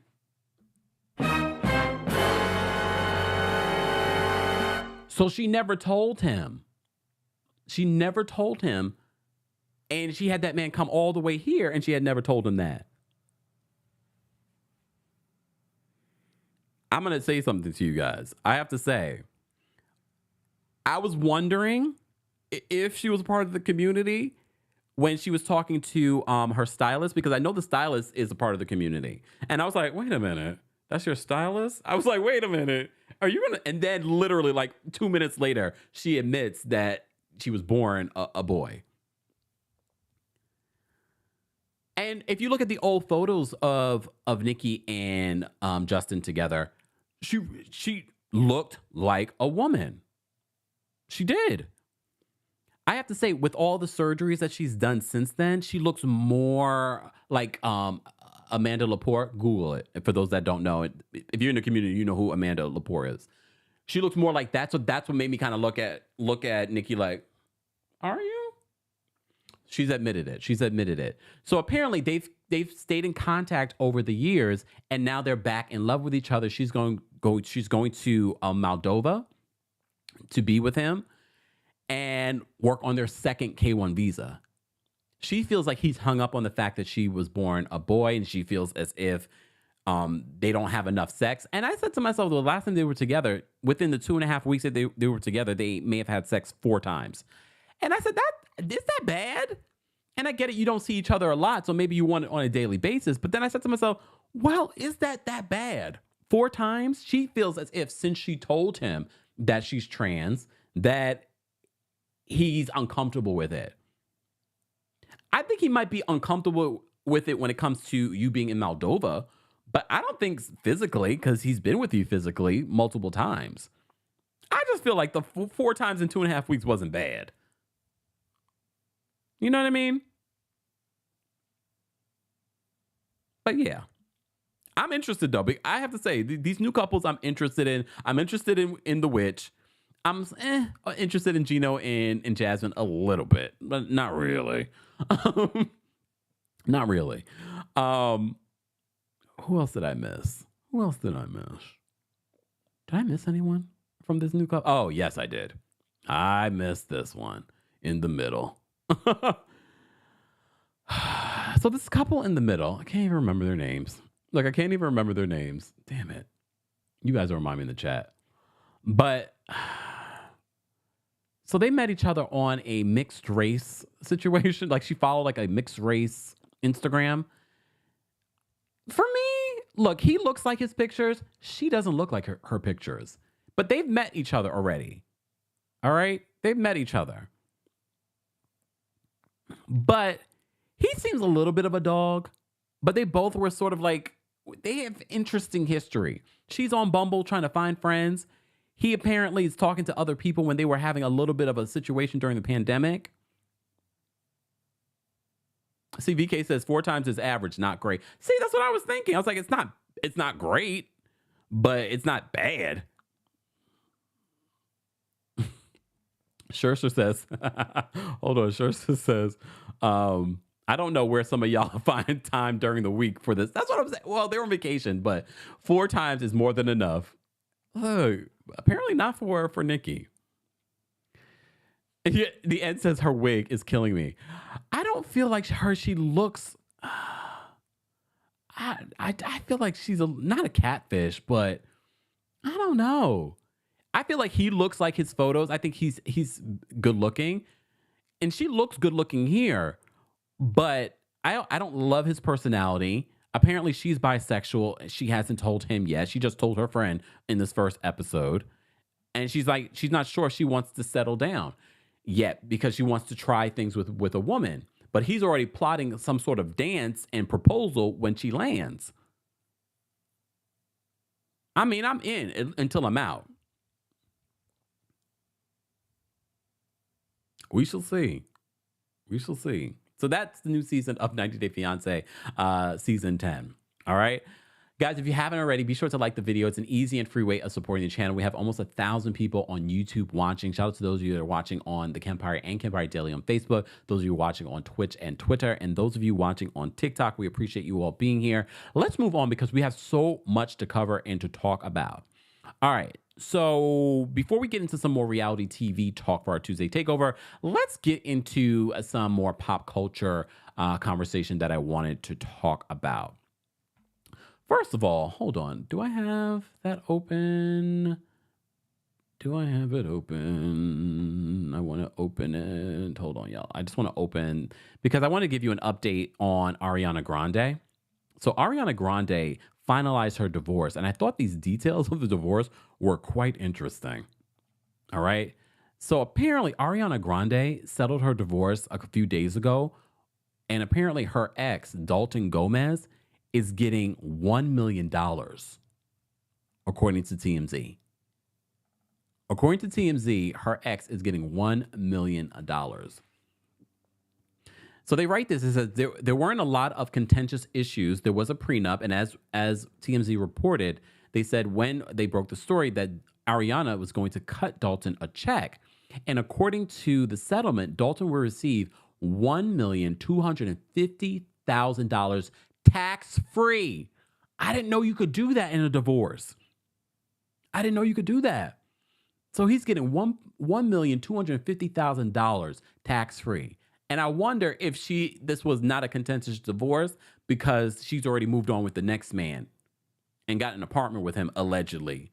Remember the next man that's still married and just recently filed for divorce and recently had a baby with his high school sweetheart? You know, the funny looking one? I mean, SpongeBob, you know, the star from SpongeBob. They met on the set of Wicked, the movie that's coming out. Okay. So Dalton is getting the money up front, so there will be no spousal support. Dalton will also receive half of the net proceeds from the sale of their LA home. And Ariana will pay up to $25,000 of Dalton's attorney's fees. A source close to the situation tells TMZ there's still a strong mutual love and respect between Ariana and Dalton, and they wanted to make sure everything was done right in lockstep with one another. They said the settlement is standard operating procedure for Ariana's lawyer, high-powered divorce attorney, Laura Waser. All right. She recently settled the bitter divorce between Kevin Costner and his wife, Christine, or ex-wife, Christine. So I wanted to give you an update on the Ariana Grande situation. All right, let's talk about Tia Mowry. Let's talk about Tia Mowry because Tia is done with y'all. And I don't blame her. I don't blame her. So Tia Mowry recently did an interview and said that the dating world is very different now than when she was dating Corey. She said it was amazing. It was beautiful when she was dating Corey because he courted her. And remember, they were together for nearly 20 years. So now she's single out here in these streets. And she says men don't court anymore. Men treat women as objects. She doesn't like it. And a lot of you started dragging her on social media. Then you shouldn't have left Corey. Lies, the lie. They were like, you shouldn't have left Corey. So she had a couple of tweets for you guys. And I'm here for Tia speaking up her mind. All right. So Tia said this in her first tweet. She says, just because the dating life is complicated. Oh, she says, just because the dating life is complicated doesn't mean I'm going to go back to something that no longer served me. She says, that's like saying if I don't book an audition or a part right away, I'm going to give up on my dreams as an actor. Please just stop. I ain't that weak. Please move on because I have. Thank you. Next. Okay. She wasn't done because someone commented saying, this is an emotional response. Stay grounded, love. She responds, come on. Tia responds, she says, no, boo-boo. This is my response to stop narratives being said about me. Like you. Don't speak on my behalf, thank you. You are not me. So just stop, please. Tia wasn't done. She wasn't done because she had more to say because you guys were continuously dragging her. She then says to the blog, she says, I'm no longer allowing the lies and blogs creating false information. I create the narrative, not you, for clickbait. If you don't hear it from me, it's all lies. All right? She got a PS for you, though. She then says, PS, I only share with the world what I want you to see. I guess some still think the world is flat. Go figure. Damn. Look, damn. She was done with y'all this week. And I don't blame her because immediately when I saw that clip where she was talking about how the dating world is different and she doesn't really love it. And I saw the comment section where people, you shouldn't have left Corey. And I was like, well, obviously it didn't work with Corey. She tried. She tried for almost 20 years to make it work with Corey. And she said it no longer served her. And they had a pretty amicable divorce. So I understood where she was coming from. She's like, okay, the dating world might be a mess right now, but I'm going to keep on dating. I'm not going to give up. I'm going to keep pushing forward. I'm going to keep pushing forward. As she should. As she should. And I'm happy for her. And it doesn't mean, and for me, this story isn't just about Tia Mowry. It's for a lot of you that recently broke up with someone or may have been single for a while now. And you're like, yeah, Tia, these men, this dating world. And I get it. Dating is not easy. It's like a job. It's like a job interview. And a lot of people, they don't love going on multiple dates. You hope that first date that you go on is the one. You really hope this is the one. Please let it be the one. Only come to find out a month later, a couple months later, it's not. And I wish people would allow that process to happen. You're not going to meet the love of your life immediately. Some people do.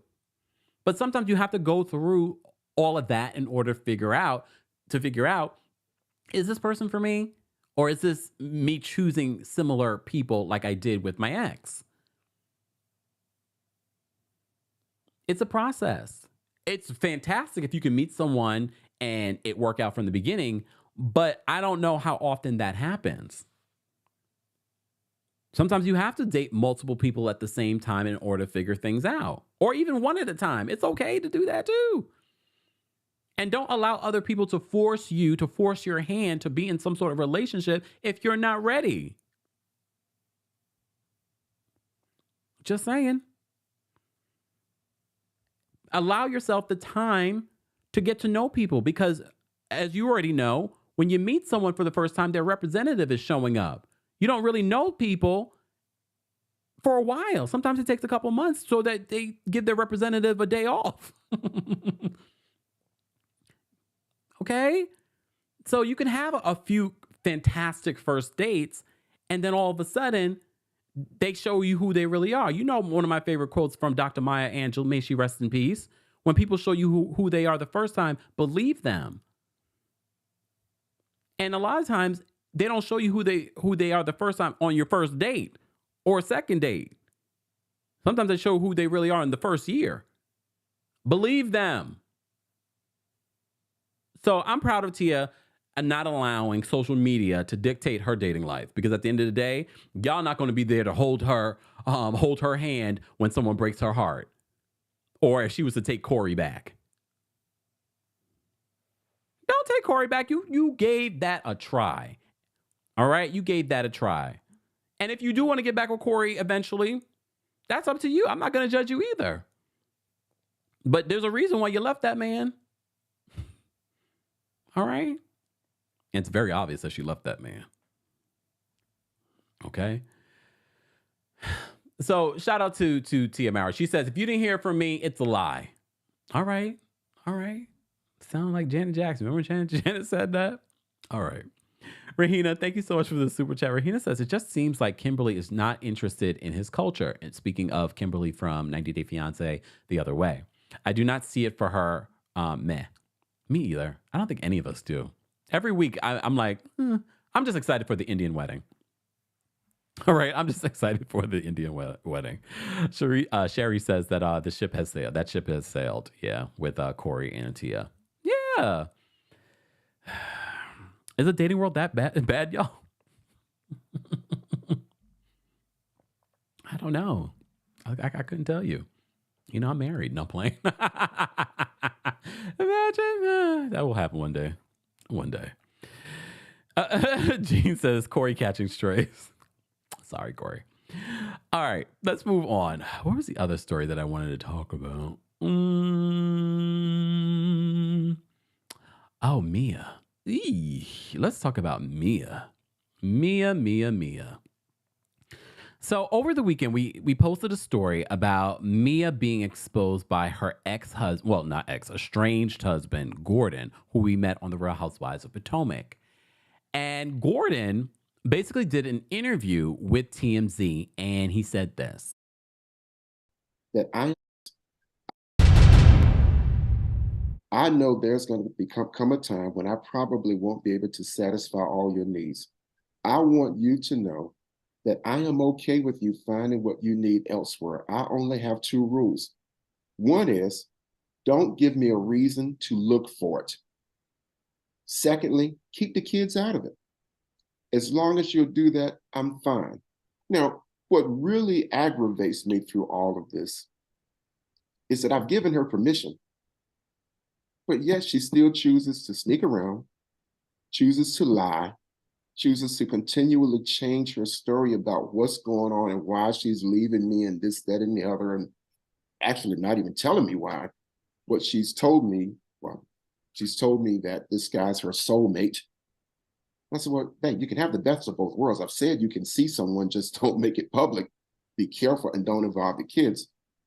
Well, she still was still sneaking around and thinking I didn't know. I mean, I see the phone records. I pay the phone bills. My name's on the account. I see. And I see the calls at 2 o'clock in the morning and the times when I'm away from home and all those kinds of things. So I knew what was going on. But, you know, she made the choice, I guess, to choose him over me. I do agree that Mia married me for my money and the future that she thought I could provide. Yeah, I absolutely believe her leaving me now is tied to the fact that I don't have access to assets and my funds are limited at this point in time, that she now has access to funds. And this guy that she's seeing, she believes has access to funds. And I think she's leaving me for that reason. She's mentioned that they're going to be buying a house together and doing businesses together and other kinds of things together, which tells me that the interest is based on monetary gain from the relationship. So I absolutely believe that she's leaving me because she sees an upgrade. My desire is to never, ever, ever be associated with her again beyond our co-parenting situation. If we end up getting back together, it would only truly be for some advantage it would give the kids. It wouldn't be for love on my part. Because right now. Whoa, Gordon. Whoa. First of all, the nerve of him to think, here's the thing. I don't have a side in any of this because I think Mia's wrong and it's going to catch up with her one day. But Gordon, you were wrong too. You did that to the other Mrs. Thornton. Hasn't he been married multiple times too? Yeah, he's been married a couple of times. So I don't feel sorry for Gordon. I don't.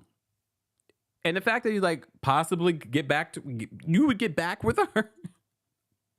She done left you for this other man. And you thought that you gave her permission. You gave her permission to be with other men. Just don't make it public. She's like, all bets are off. You no longer have any money.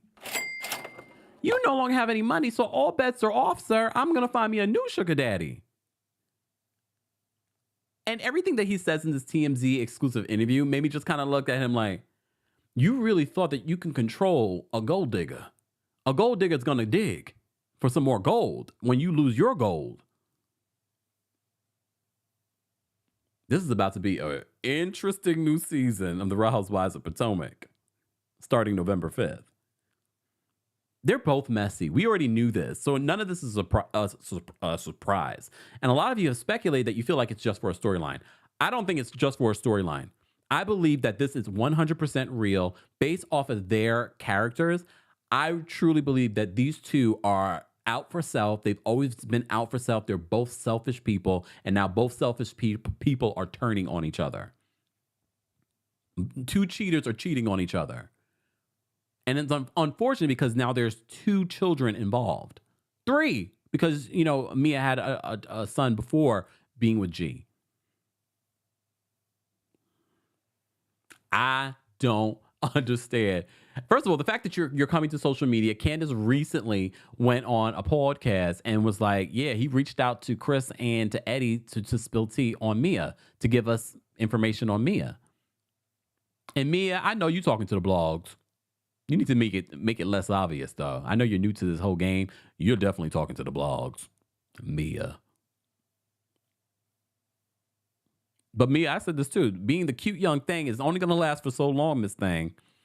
That karmic debt that you're building is going to catch up with you too. VK says it's 100% real. I agree. Let me say thank you. We got a couple of super chats. First of all, Nash says, we would file a class action KEMPIRE lawsuit if you got married without us.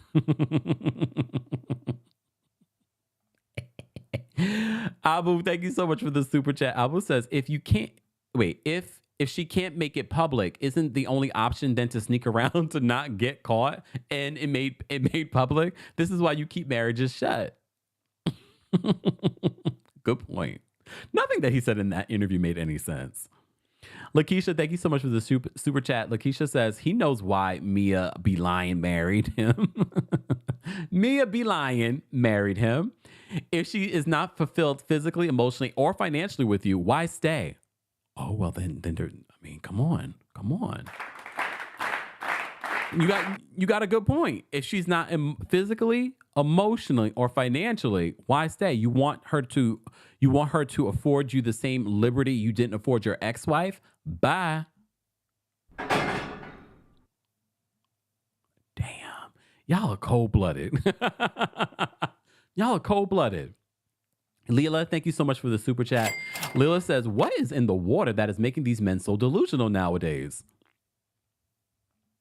He thought that he can control her. And that's probably been the dynamic of their relationship since the beginning. Because he could. He had all the money. So he felt like he could control her. And now that he doesn't have the money, he feels the way that he can control her is by controlling the narrative, going to different platforms and media to control the narrative. But sir, you're only looking like a fool. Just saying, you're only looking like a fool here.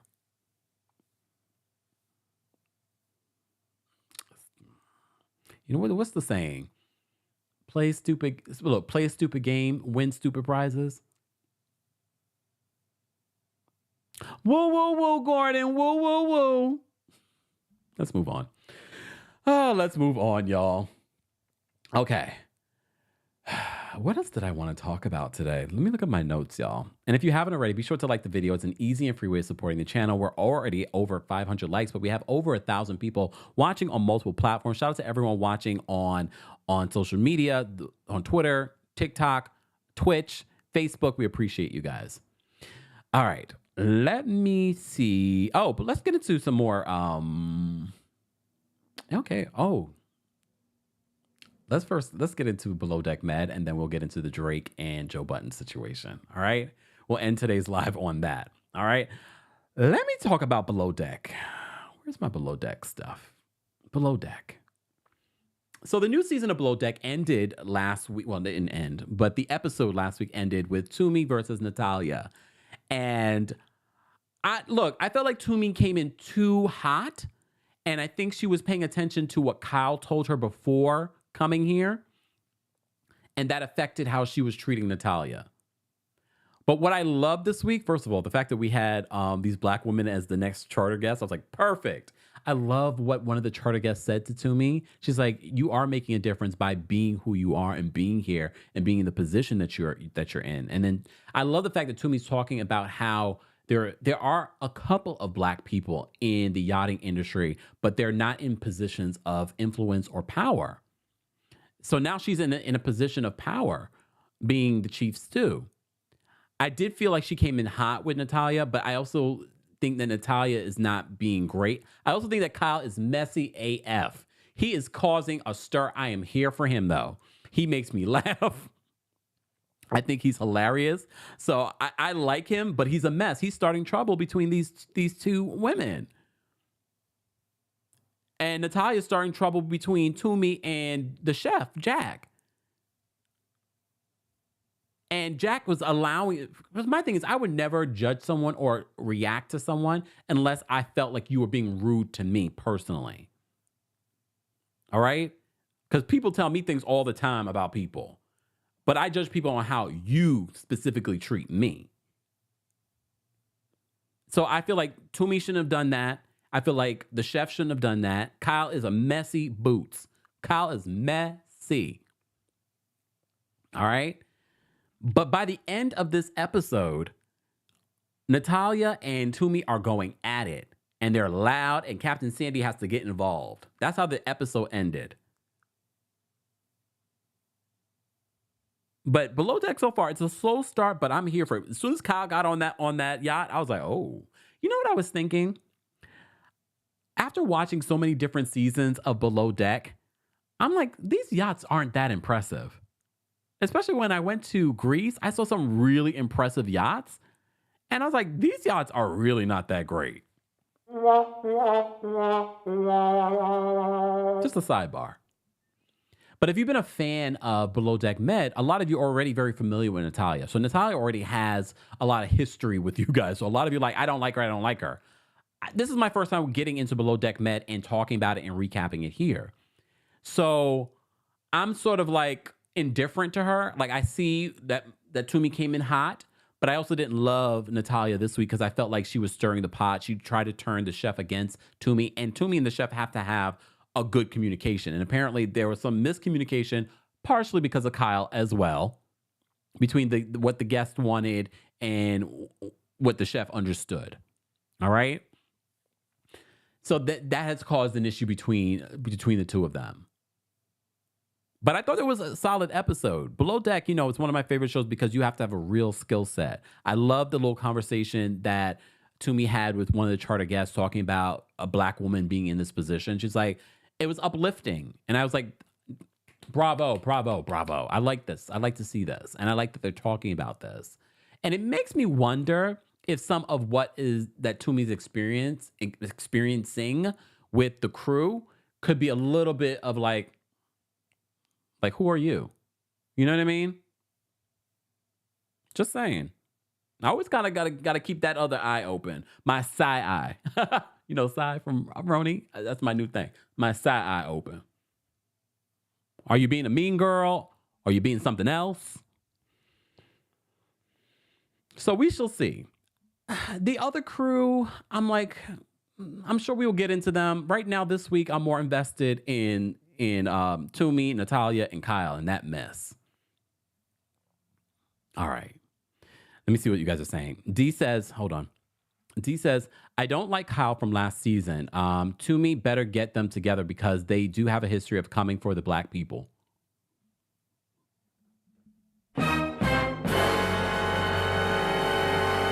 D, tell us more. Wow. See?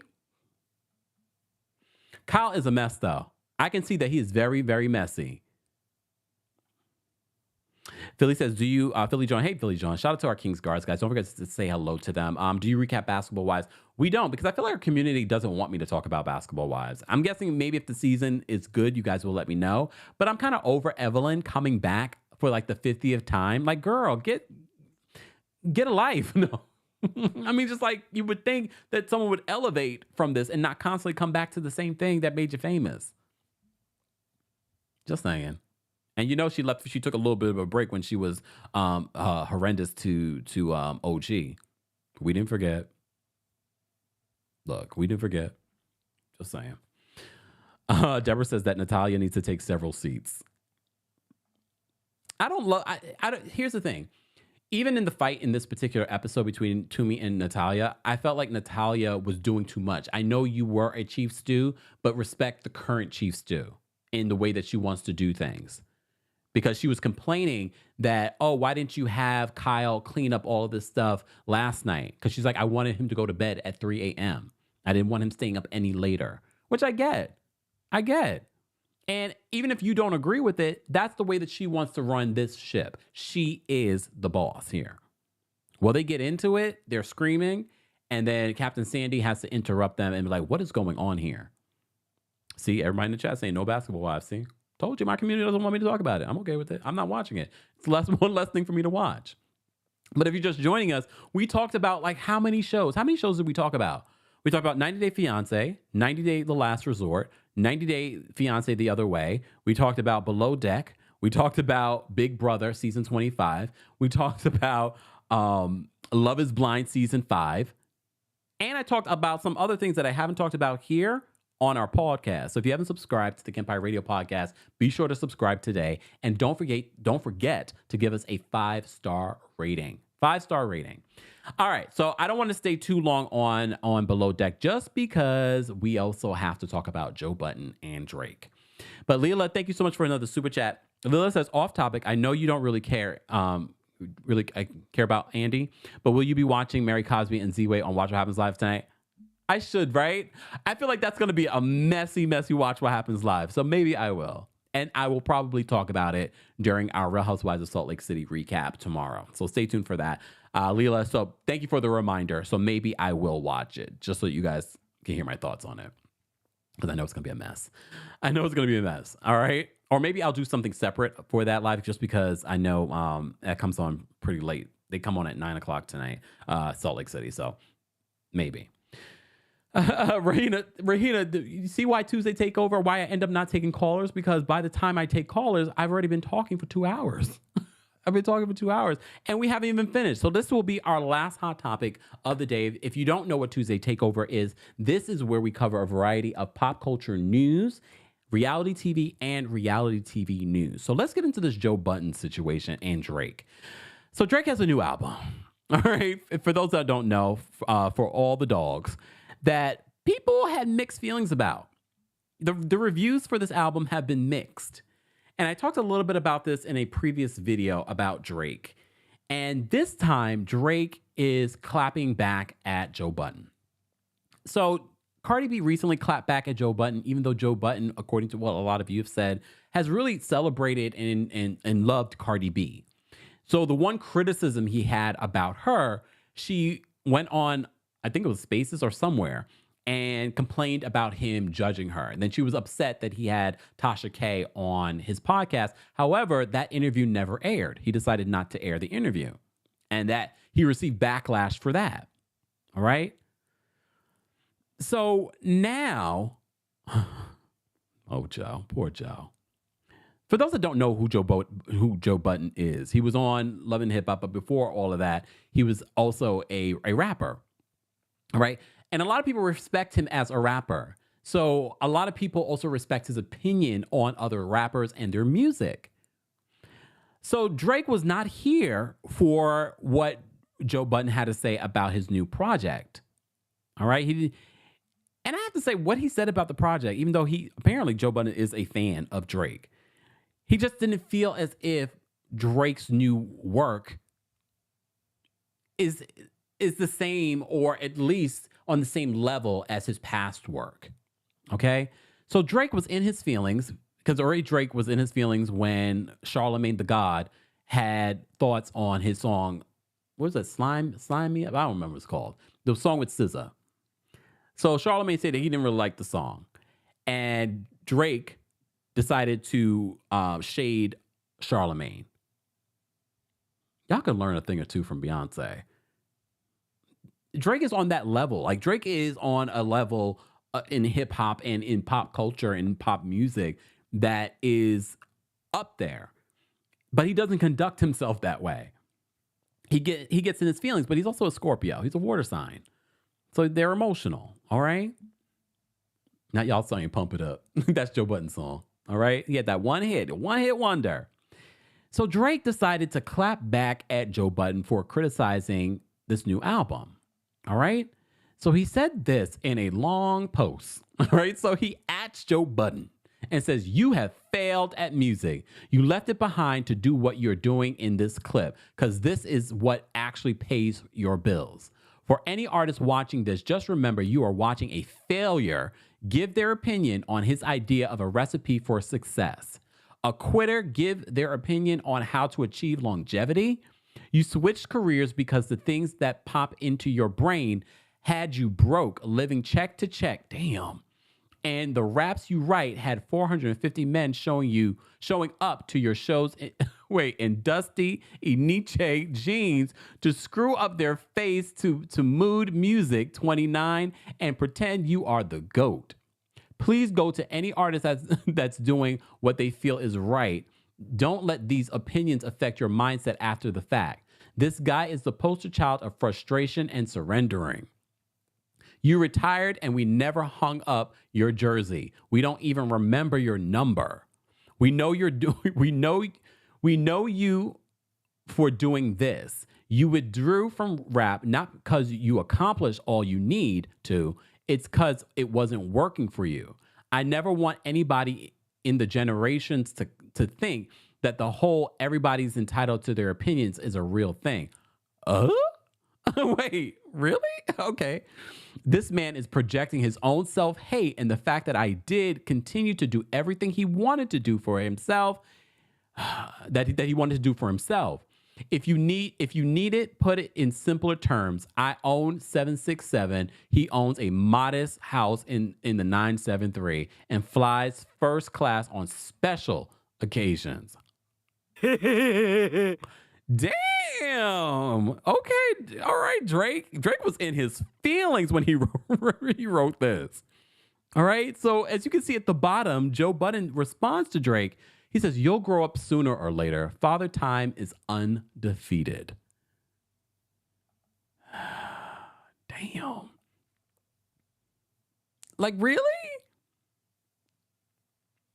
Okay, so here's my thoughts on this situation, because some of you hit me up because you wanted me to weigh in, because I had recently weighed in on Drake in this new album, shaded Rihanna, talking about how her sex wasn't that great and that he's had battered chicks.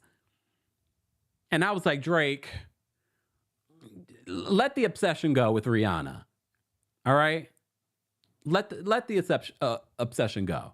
So Drake has really been in his feelings these last couple of weeks. He went against Charlemagne. He released that single cover with Halle Berry on the cover, even though he had talked to her and she said, "I don't want you to use it." He still used it anyway. We also had Rai, who he used her voice on his new album as well. It's not the first time he's done that. So she blasted him on social media for using her voice without crediting her. Drake is whack, you know.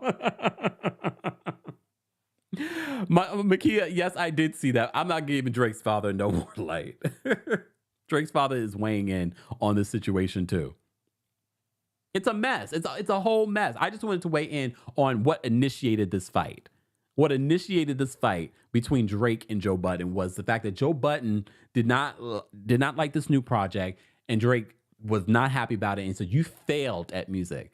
I also saw that Ebro from Hot 97 weighed in and says, "Well, here's the thing. Joe Budden didn't fail at music." This is what Ebro said. He decided to leave the music industry because he didn't want to play that game. I mean, you can say that. You can say that. And I'm not saying that Joe is not talented, is not a talented rapper, but I'm not a hip hop head. So I don't get into these hip hop fights. However, I mean, I think there's some truth to what Drake is saying too. But I also agree with Joe Budden in regards to this particular project. I only listened to a few of the songs. But I do, on some level, think that Joe Budden might be a little jealous, just a little bit, of the career that Drake has been able to cultivate. But I also think that Drake should take a break. He did say he was going to take a break to take care of his health, like a year. But I feel like he should have done what Beyonce has done. He should have been taking breaks a long time ago. I think he's saturated the market so much that sometimes people just don't want to listen to him anymore. And also, I think the creativity is changed too when you're constantly putting out music. I think he should take a couple of years off. Damn it, take 4 years off. Go live your life. You don't have to work. I understand you want to be creative. You can continue to be creative and not put out music. But I do think on some level, what he said about Joe is true. I do think on some level it is true. Although people will say that they respect Joe Budden as a rap artist. But I think if Joe really still, especially in this day and age, wanted to put out music, he could put out music. But he has chosen not to. He's decided to just comment on other artists and their music. But you don't have to play the game, especially in this day and age. You don't have to play the game. What I would like to see, instead of all this social media back and forth between Drake and Joe, I'd like to see them take it to the studio. Release that diss track. Joe, remind him who you are. Remind him who you are. I don't want to see all this back and forth on podcasts and on social media. You're both rap artists. Take it to the studio. Take it to the studio and let's see who's the real talent. I want to see it. Anyone else? Because on some level, Joe, I do think there's some truth to it that you not only left the industry because of the music industry is very challenging. If you are an artist in today's age putting out music, God bless you. Because there's not a lot of money in it. It's more about you're passionate about the music. All right? So I get why he might retire and leave the music industry and he's made more success being a talking head. But I think if he had more hits, he probably would have continued doing music. I think that Joe Budden would have continued if he had more success outside of pump it up. You know what I mean? I think so. But if y'all gonna fight, let's fight on in the studio. Joe, go into the studio. Go write a rhyme. Drake, then respond. Drake, you really shouldn't respond at this point. Ooh, Nash says Drake only has energy for people who really aren't about that street life. Like Charlamagne, like Rihanna, like Halle Berry, and now Joe Budden. Thank you, Janelle. I'm so glad I saw this. An update from Janelle. Hey, Janelle. Bonjour. Janelle says, KEMPIRE update on Love is Blind. The reunion will air Sunday, October 15th at 8 p.m. Eastern, 5 p.m. PST. Does that mean that it's going to be live? Are they going to try and do it live again? She said, let the mess commence. Stay tuned, y'all. Stay tuned. So that is it. That is it. Can we take maybe 20 minutes to take callers? 20 minutes to take callers? Tommy says, not Kemp telling the man to go write a rhyme. I didn't mean it to sound like that, but seriously. All right. So if you're a member of the channel, I'm going to drop the call-in link for you guys first on the community tab. We're going to take some quick callers, and then I'm going to get out of here to go get some work done because you know what it is. Let me go here. Let me go here. Let me go to the community tab here on YouTube. We're going to post the link for members first. Senior Royals, you'll get the link first. Shout out to our Senior Royals. We appreciate their monthly support. They're at the top of the tiers here, so we're going to send it to them first. All right, Senior Royals, we are dropping the call-in link. And this is called, you can talk about anything that we covered here during our Tuesday takeover. Senior Royals, we dropped the link for you first already. Excuse me, Royal Court members, we're dropping the link next for you. All right. And Team KEMPIRE members, we're going to drop the link for you in just a second. Just a second. So if you're just joining us, guys, this is our Tuesday takeover where we cover a variety of pop culture news. So we will be posting the timestamps after the live. Shout out to our King's Guards that are keeping track of that. So be sure to thank them in the live chat. Replay crew, we haven't forgotten about you. We always want to hear your thoughts on anything that we've covered during our Tuesday takeover. Stay tuned. We still have our Real Housewives of Salt Lake City recap this week. And the part 2 of the Real Housewives of Orange County recap is coming this week. Anything else? Any other lives that I can think of? I think that's it so far, because you never know. You never know what might happen.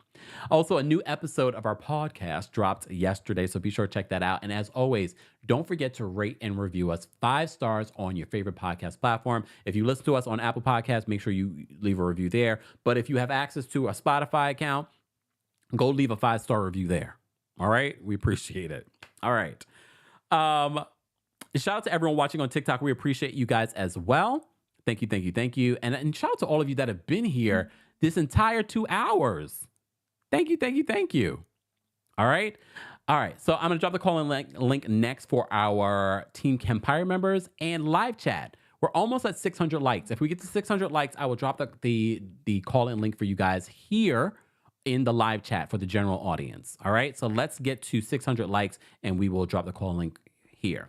Bianca, thank you so much for the super chat. Bianca says, I joined super late, so I will have to play back. But do we think that G and his family planned this business separation after seeing Mia's phone records?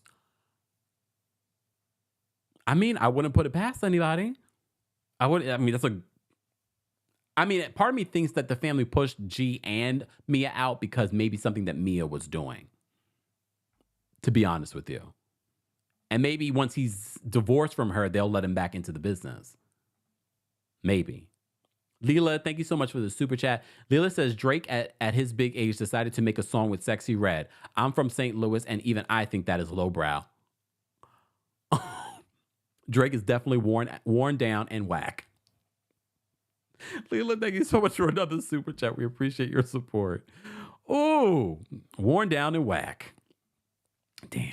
All right. I see we reached 600 likes. Let me get to some of these members first, and then we will drop the call and link for the general audience. Members, I'm going to give you all a minute so that we can get through everyone. Okay. All right. Well, maybe I'll give you more than a minute. I'll give you guys 2 minutes. All right. All right. All right. Members, we'll give you 2 minutes. All right. Judgy Justice is backstage. But before I bring Judgy Justice up, let me switch this out for our callers and put up my disclaimer so that you guys are reminded that everyone's calling in of their own free will. They agree not to use profanity or derogatory statements of any kind. All right. Let's bring up Judgy Justice first. Judgy Justice, what's going on? Hey, what's going on, my Taurus brother? Nothing much. It's finally getting cold here in Maryland, so gotta get bundled up. But I'll make this quick. So first of all, Quad at her big age, she should already know that nobody's looking out for her, and she needs to look out for herself. She should have been making all these years she's on the show. She should have been making friends with the producers or something, so they would have gave her a heads up if they wanted to. But again, nobody owes you anything. Mia. Honestly, Mia and Gordon, that whole thing, it was just the time has run out on that overall. I understood what Gordon was trying to say. Like, he had been like this caring husband who did everything and all these different things. But at the end of the day, y'all admitted on national TV, y'all was riding all the slides on the public beach of Miami. That's gross. So nobody thought this was going to ride off into the sunset with that as the jumping off point. And then my last point of all is that I'm proud of Tia for still sticking to her guns about leaving, because there's so many women that are in bad situations, either emotionally, verbally, or physically, and they run back when things don't go right the first time. And I think that should be something we should all take into, like, not even our own like relationships, but just in everything we do. If things don't work out the first time, keep working to go find what you need to do. And thank you, KEMPIRE. That's my time. Thank you. Take care. Bye. All right. All right. All right, members, we're taking members' calls. We will be dropping the call link for the general audience. Keep liking the video. Liking the video is an easy and free way of supporting the channel. You can also support the channel by getting yourself a little something from Coldest. Don't forget to use the discount code KEMPIRE10 for 10% off of your order. More information is available in the description. Head on over to coldest.com and use the discount code KEMPIRE10 for 10% off. We're going to bring up Janelle, who's backstage next. What's going on, Janelle? What's up, KEMPIRE? Bonjour. I'm at work. What's going on, Janelle? Okay, so I gotta be quick. So I only need a minute. Bonjour. Okay, I'm about to talk about Love is Blind. Okay. Oh my God. Let me tell you, Uche is no Brett Brown. I am so sad. It's like, oh my God. Like, really? You don't give us Brett Brown season 4, but then you don't give us Uche season 5? Like, what is this? What is this?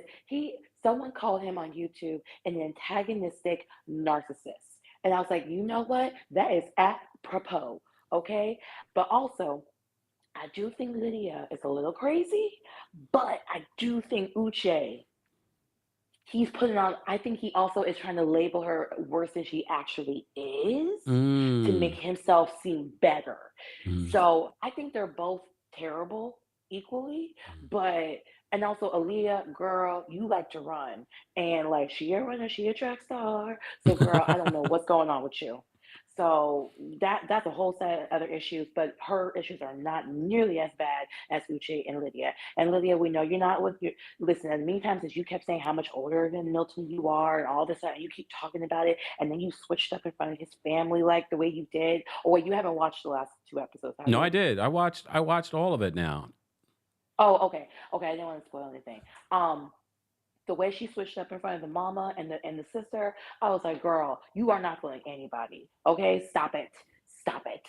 So I am excited for the reunion. It's not going to be live because Oh. they learned a lesson from it. Oh. In the promo for it, they literally crossed out the word live Oh. on the tape, on the sign. So Netflix learned their lesson. So it's not going to be live, and they Okay. show clips of like Aaliyah putting on makeup and stuff like that. So it seems like they're going to be everybody there. And my last thing I'm going to say is, where was JP on January 6th? Okay, bye, KEMPIRE. Bye, Janelle. Bye. I mean, there's a lot of questions I have for JP. Where was he when this person went missing, or this person? I'm just saying, what in the Dexter is going on? Wendy's backstage. We're gonna bring Wendy up next. What's going on, Wendy? Hi, KEMPIRE. Can you hear me okay? Because Yes. I Can you hear am me? at work. I'm in the office. Lord Jesus, please, please, please pray for me. But yes, like the last caller, she said everything I wanted to say about Love is Blind, but so now I'm going to go to Married to Medicine, Mm. Quad. Okay, it's kind of shady. You're giving Memphis a bad name, number one.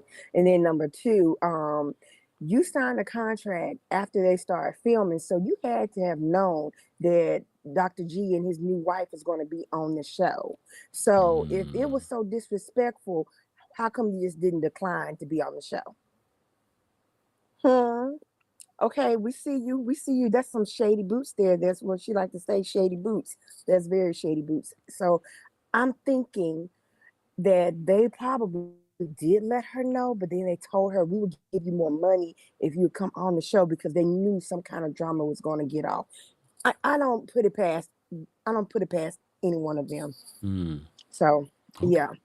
All right. And also, I'm not gonna spoil it for you, but you do get your wish on Big Brother. Somebody do get off the block because the veto has been used. So Okay. I'm happy that's about all that. I'm gonna tell you. Thank you, Wendy, and I'm All sure the right. audience is thankful too. All right. Bye-bye. Take care, Wendy. Okay. All right. All right, I'm going to drop the call link for the general audience. We do have quite a few members still backstage. We have Powerful, we have BTF, we have Danny, we also have Angelique, and we have Rahina. So those are members of the channel. We're going to get to them in just a second. General audience, I'm going to drop the call in link for you guys. Hold on, there we go. Right now, all right. Let me bring up Powerful next. What's going on, Powerful? How you doing, KEMPIRE? I'm well, how are you? Brooklyn born. Let me tell you, Brooklyn born and bred. I am in Atlanta. It is cold as heck down here. What's the temperature? It's like 60 degrees. I've had to wear a jacket and a sweatshirt almost every day since I've been down here. Powerful. Okay, but You know that it's not cold. it's cold for down here. Yeah. Okay, so let me get to it. First of all, Quad. Quad knew, like we knew, that her ex and the wife was coming on the show. Like the last caller said, they offered her some more money, but she has not been able to talk about it. So she went on Messy Doctor's Heavenly podcast so Heavenly could bring up all the ish so she could speak about it. Now, this thing with Joe Budden and Drake is a big baby. Every time somebody says something bad about his music, he goes on a tantrum. So in his reply to Joe, he says, "Oh, you got out the game because you couldn't do this, you couldn't do that." So should I say, Jack, that Drake stopped acting because his acting sucked, and he went to be a rapper? Come on, you in that game, you have to have thick skin. And the thing of it now, Drake is at a time in rap when there's more eyes on what's going on and they're really looking at their contracts and stuff like that. When Joe came out, they received those, oh my goodness gracious, contracts. And he left because the company was not behind him. But for him to come back and rebrand himself, and his podcast is, I think his podcast is #1. Come on, Drake is a big baby. He'll get himself together. But you know, Quad, I'm ready for Married to Medicine, but Quad is using that for a storyline. And look, perfect timing. Thank you, Powerful, for calling in. Stay warm. 60 degrees. What's the temperature here in New York? All right, we're gonna bring up BTF next. What's going on, BTF? What are your thoughts? Hi, KEMPIRE. How are you doing? Oh, well, how are you? So I'm going to go left on you again. And this is about an alleged rumor that happened back in March or April. And you know how there were expos of like Randall and also I think Russell Brand? Yes. So there was a rumor back in March or beginning of April that there was going to be an expose on Bravo and NBC. Now, B heard about this and she contacted the publication. That's how she got involved. She's not attached to this whole thing. So, you know how Bravo has been doing things? They changed like, I guess, an update to their, to what they're going to do in terms of helping people. They're doing this to preempt that expose, not because of anything she said. So if you think about it, they've been very smart of what they've been showing, like on Below Deck with what happened, showing how there are many sober people on the shows. So all this is not an answer to Bethany, but an answer to this supposed publication that's supposed to drop. Now, it may never drop now because she really messed it up. The other thing I want you to know is when you talked about Love is Blind, there is a man that was on that show. I don't watch this show. He was on season 2. He had a horrible experience. He never sued, but he did talk about sleep deprivation, being fed alcohol, wanting to leave the show, and he couldn't. He never sued. What he did instead was he created an organization called You Can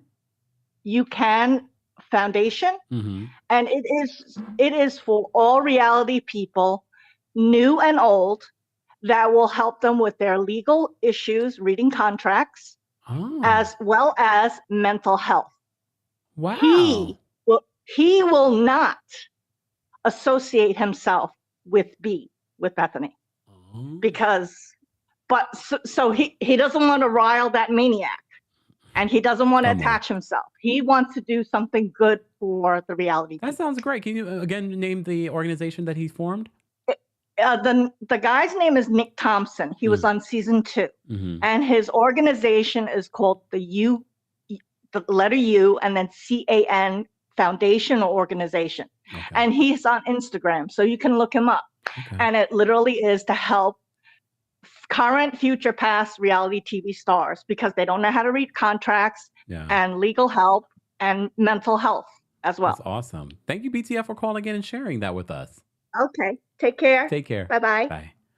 Whoo! Wow. I mean, that sounds great. I mean, it sounds like exactly what Bethany was trying to do. So I love the fact that he is not even a part of the Bravo world, and this is what he created. So that's great. That's great for all the Bravo and reality stars that are watching in the bushes. Okay, let me get to the rest of these callers, guys. Again, please, I want to get to everyone, so please respect the time. If you can quickly say something in less than a minute, that's even better. All right, so Danny's backstage. We're going to bring Danny up next. What's going on, Danny? Hey, KEMPIRE. Hey. I just wanted to speak on the Love is Blind and Drake thing. Okay. So Love is Blind is crazy as all get out with this Lydia and Uche situation. I do want to believe that Lydia didn't know he was going to be on this show, but I feel like Lydia is too smart. And I think that she probably went into his email, like, you know how couples be having their computers open, like, oh, I got to send this to you real quick. And she probably just knew all his stuff, because Uche don't like he changes passwords. Like he don't look like the type of guy that would do that. So I think she had his information and she just went in there and she was like, oh, you going for Love is Blind? I'm gonna go for Love is Blind. She only is with Milton. I agree with the other Carla because nobody else picked her. And I felt bad for Milton because it's like Milton is 23. I do think that he's mature, but I think that he's so nerdy. He's not good with girls. So he just wants somebody to like, talk to and give him a shot. And Lydia gave him a shot. But I think that he's mature enough to know that she is cash crazy. And he's like, I don't think he's going to say yes at the altar. I would be really shocked if he said yes. Now, on to this Drake situation. Now, I love Drake in the sense that he is a Scorpio and he's petty and emotional just like me. When he said, I got a 767 and you sometimes take first class for special events, that was a bar. I was like, he should have put that in the rap. That's a good bar. I got a jet, dude. You got to go through the airport TSA pre-check and get on this first class flight. I was like, first class is nice, but when you got a jet, it's a difference.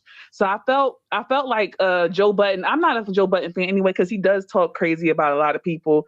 He is very analytical, and I used to respect his opinion, but I feel like his opinion changes when people ignore him or don't give him no clout. Like, you know what I'm saying? I feel like Drake was like, oh, I'm not coming on your little show. And he was like, oh, wait till your next album come out. Like, I just feel like he gives me that vibe. Like if somebody diss him or he feel like they don't care.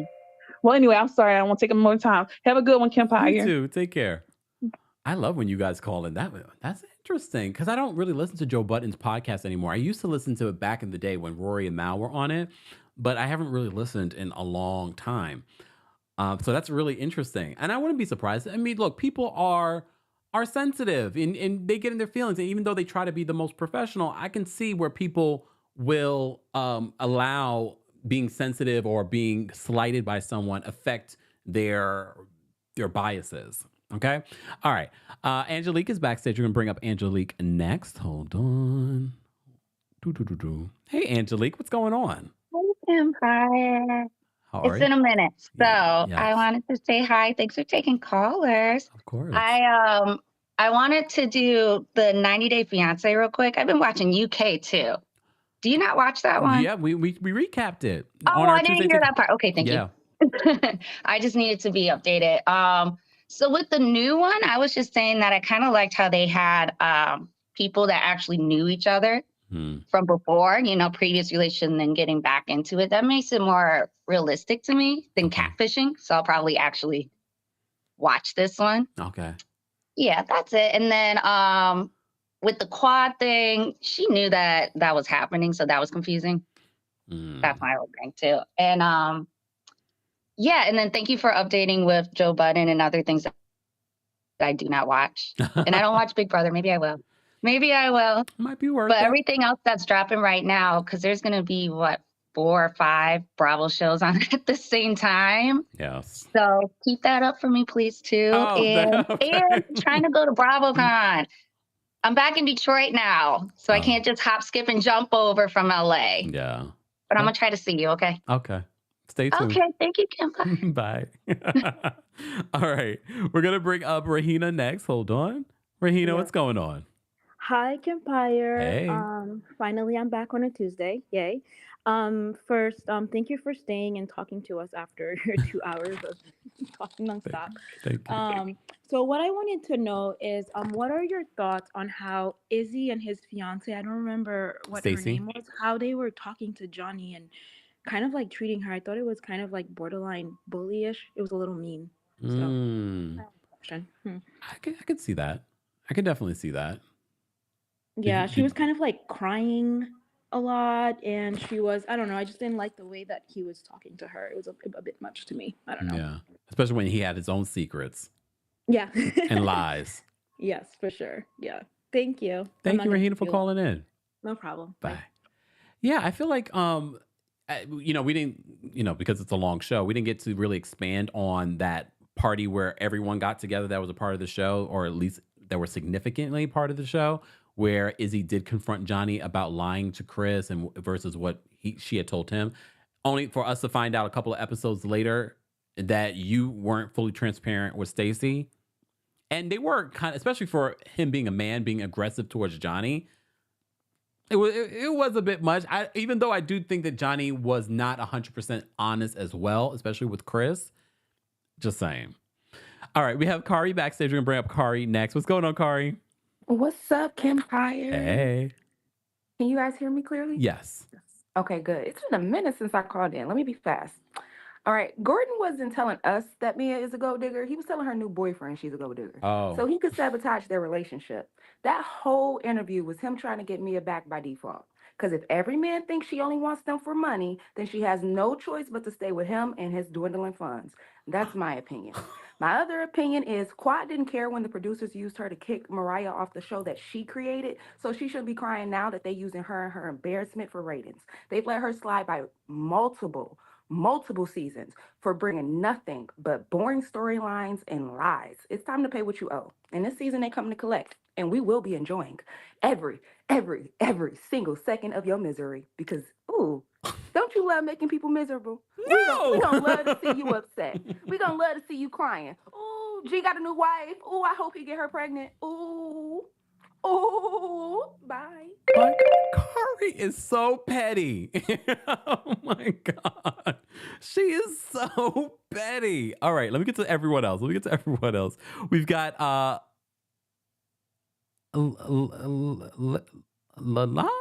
Hold on. Lala Holiday backstage. How do you pronounce this?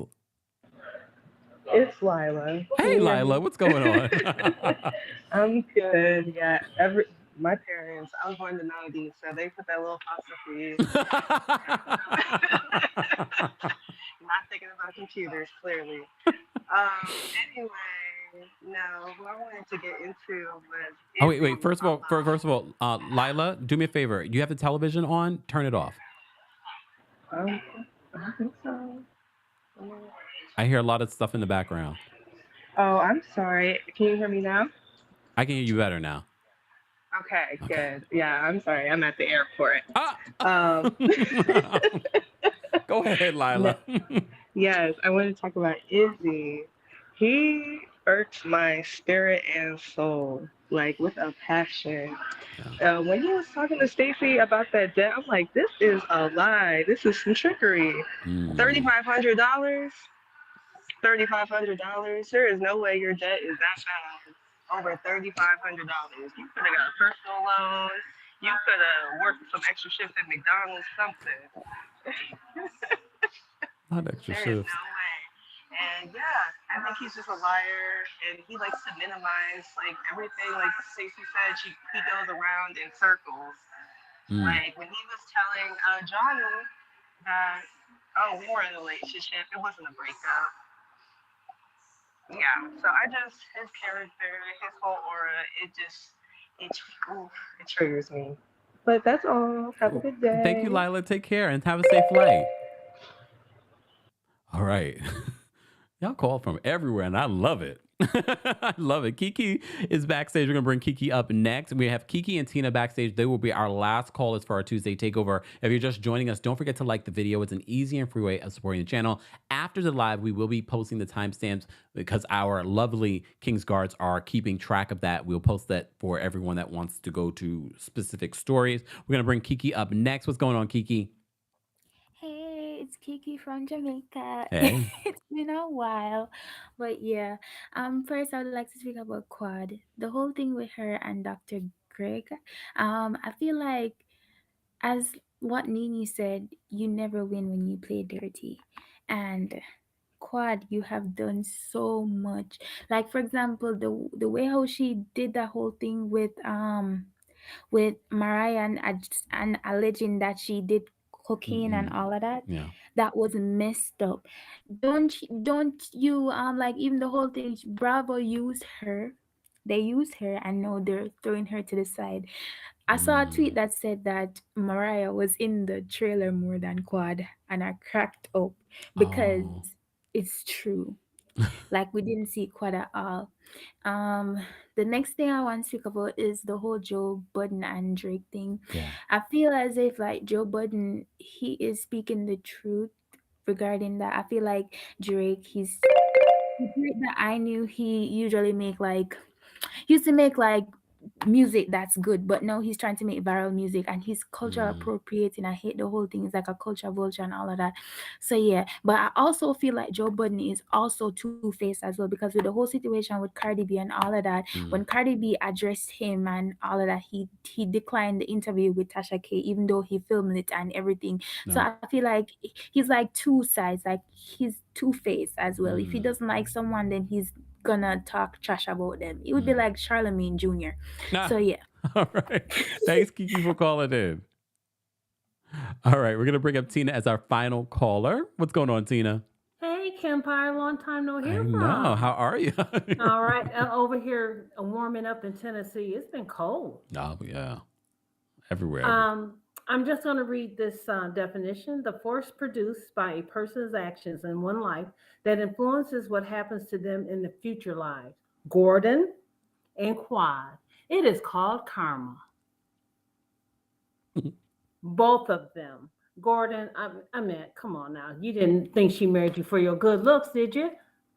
And Quad, the way you did Mariah, this is just, I mean, it's karma, karma, karma. And I love Kyrie's read on both of them.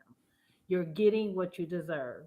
Those people at Bravo don't care about you, girl. If they can dog out Nene like they did, Quad, what do you think they care about you?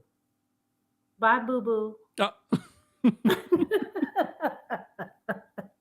But it is so nice hearing from you. I went back to work part-time, so I don't get to see I have to watch the reruns of you, but I miss you. Thank you so much for calling in, Tina. And I still have your biscuits, and I'll be 67 on Sunday. Happy early birthday. Yes, I'm going to ride the mechanical bull this Saturday with my girlfriend. Well, be careful. Darling. Enjoy I your will. birthday. I hope nobody falls off the bull. Right. All right. Take care, Tina, and have a happy birthday. All right, you too. Bye. Shout out to anyone celebrating a birthday. Apparently, we have a lot of Libra people that are a part of the channel too. So shout out to all the Libras celebrating a birthday, or if you've already celebrated a birthday. All right. Thank you to everyone that called in. Let me get out here. Let me go back to my Halloween look. Here we go. Yeah. Let me go back to the Halloween look here. All right. Thank you to everyone that called in. Thank you to our King's Guards. We could not do this without them. And of course, thank you to our channel members and all of you that gifted memberships this live. We appreciate your support, because that is also supporting the channel. And now all of you can get a little taste of what it means to be a member here on the channel. If you haven't joined, head on over to teamkempire.com/join. And if you're a member, go check out that community tab, because there are some little surprises in there that you may have missed over the last couple of months, last couple of weeks, or days. All right. Shout out to everyone that's watching on TikTok, Twitch, Twitter, on Facebook. We appreciate you guys. Be sure to follow us on all those platforms, including Threads, Instagram, Twitter. You're missing out, because there's separate things that I'm doing on those platforms that you're not seeing. All right. Also, don't forget, a new episode of our podcast dropped yesterday. So that's also another place where I'm talking about things that I don't talk about anywhere else. All right. Thank you to our King's Guards again. And of course, thank you to all of you that sent in super chats, Venmos, Cash Apps, things like that. Those of you that have placed orders for a coldest something. More information on any way that you can support the channel, our P.O. Box. Everything's available in the description of this video. Shout out to the replay crew. Let us know your thoughts on all the things that we covered during our Tuesday takeover. I will see you all in the next video. Let's get out of here with some music. You both got my best life, yeah. You both got my best life, yeah. Something you and me, oh. You both got my best life, yeah. Jumping, flexing, I just want something you and me, oh. You both got my best life, yeah.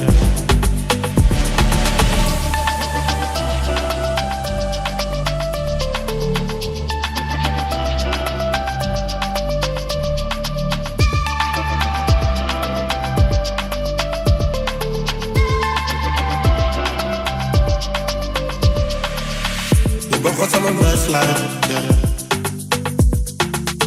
You both got my best life, yeah.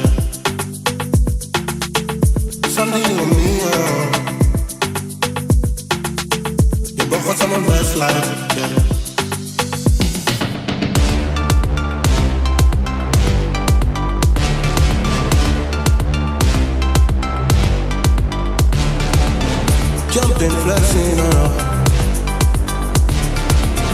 I just want to know something you and me, oh. We both want my best life, yeah. We both want my best life, yeah. We both want my best life, yeah. Something you and me, oh. We both want my best life, yeah. We both want my best life, yeah. We both want my best life, yeah. Something you and me, oh. We both want my best life.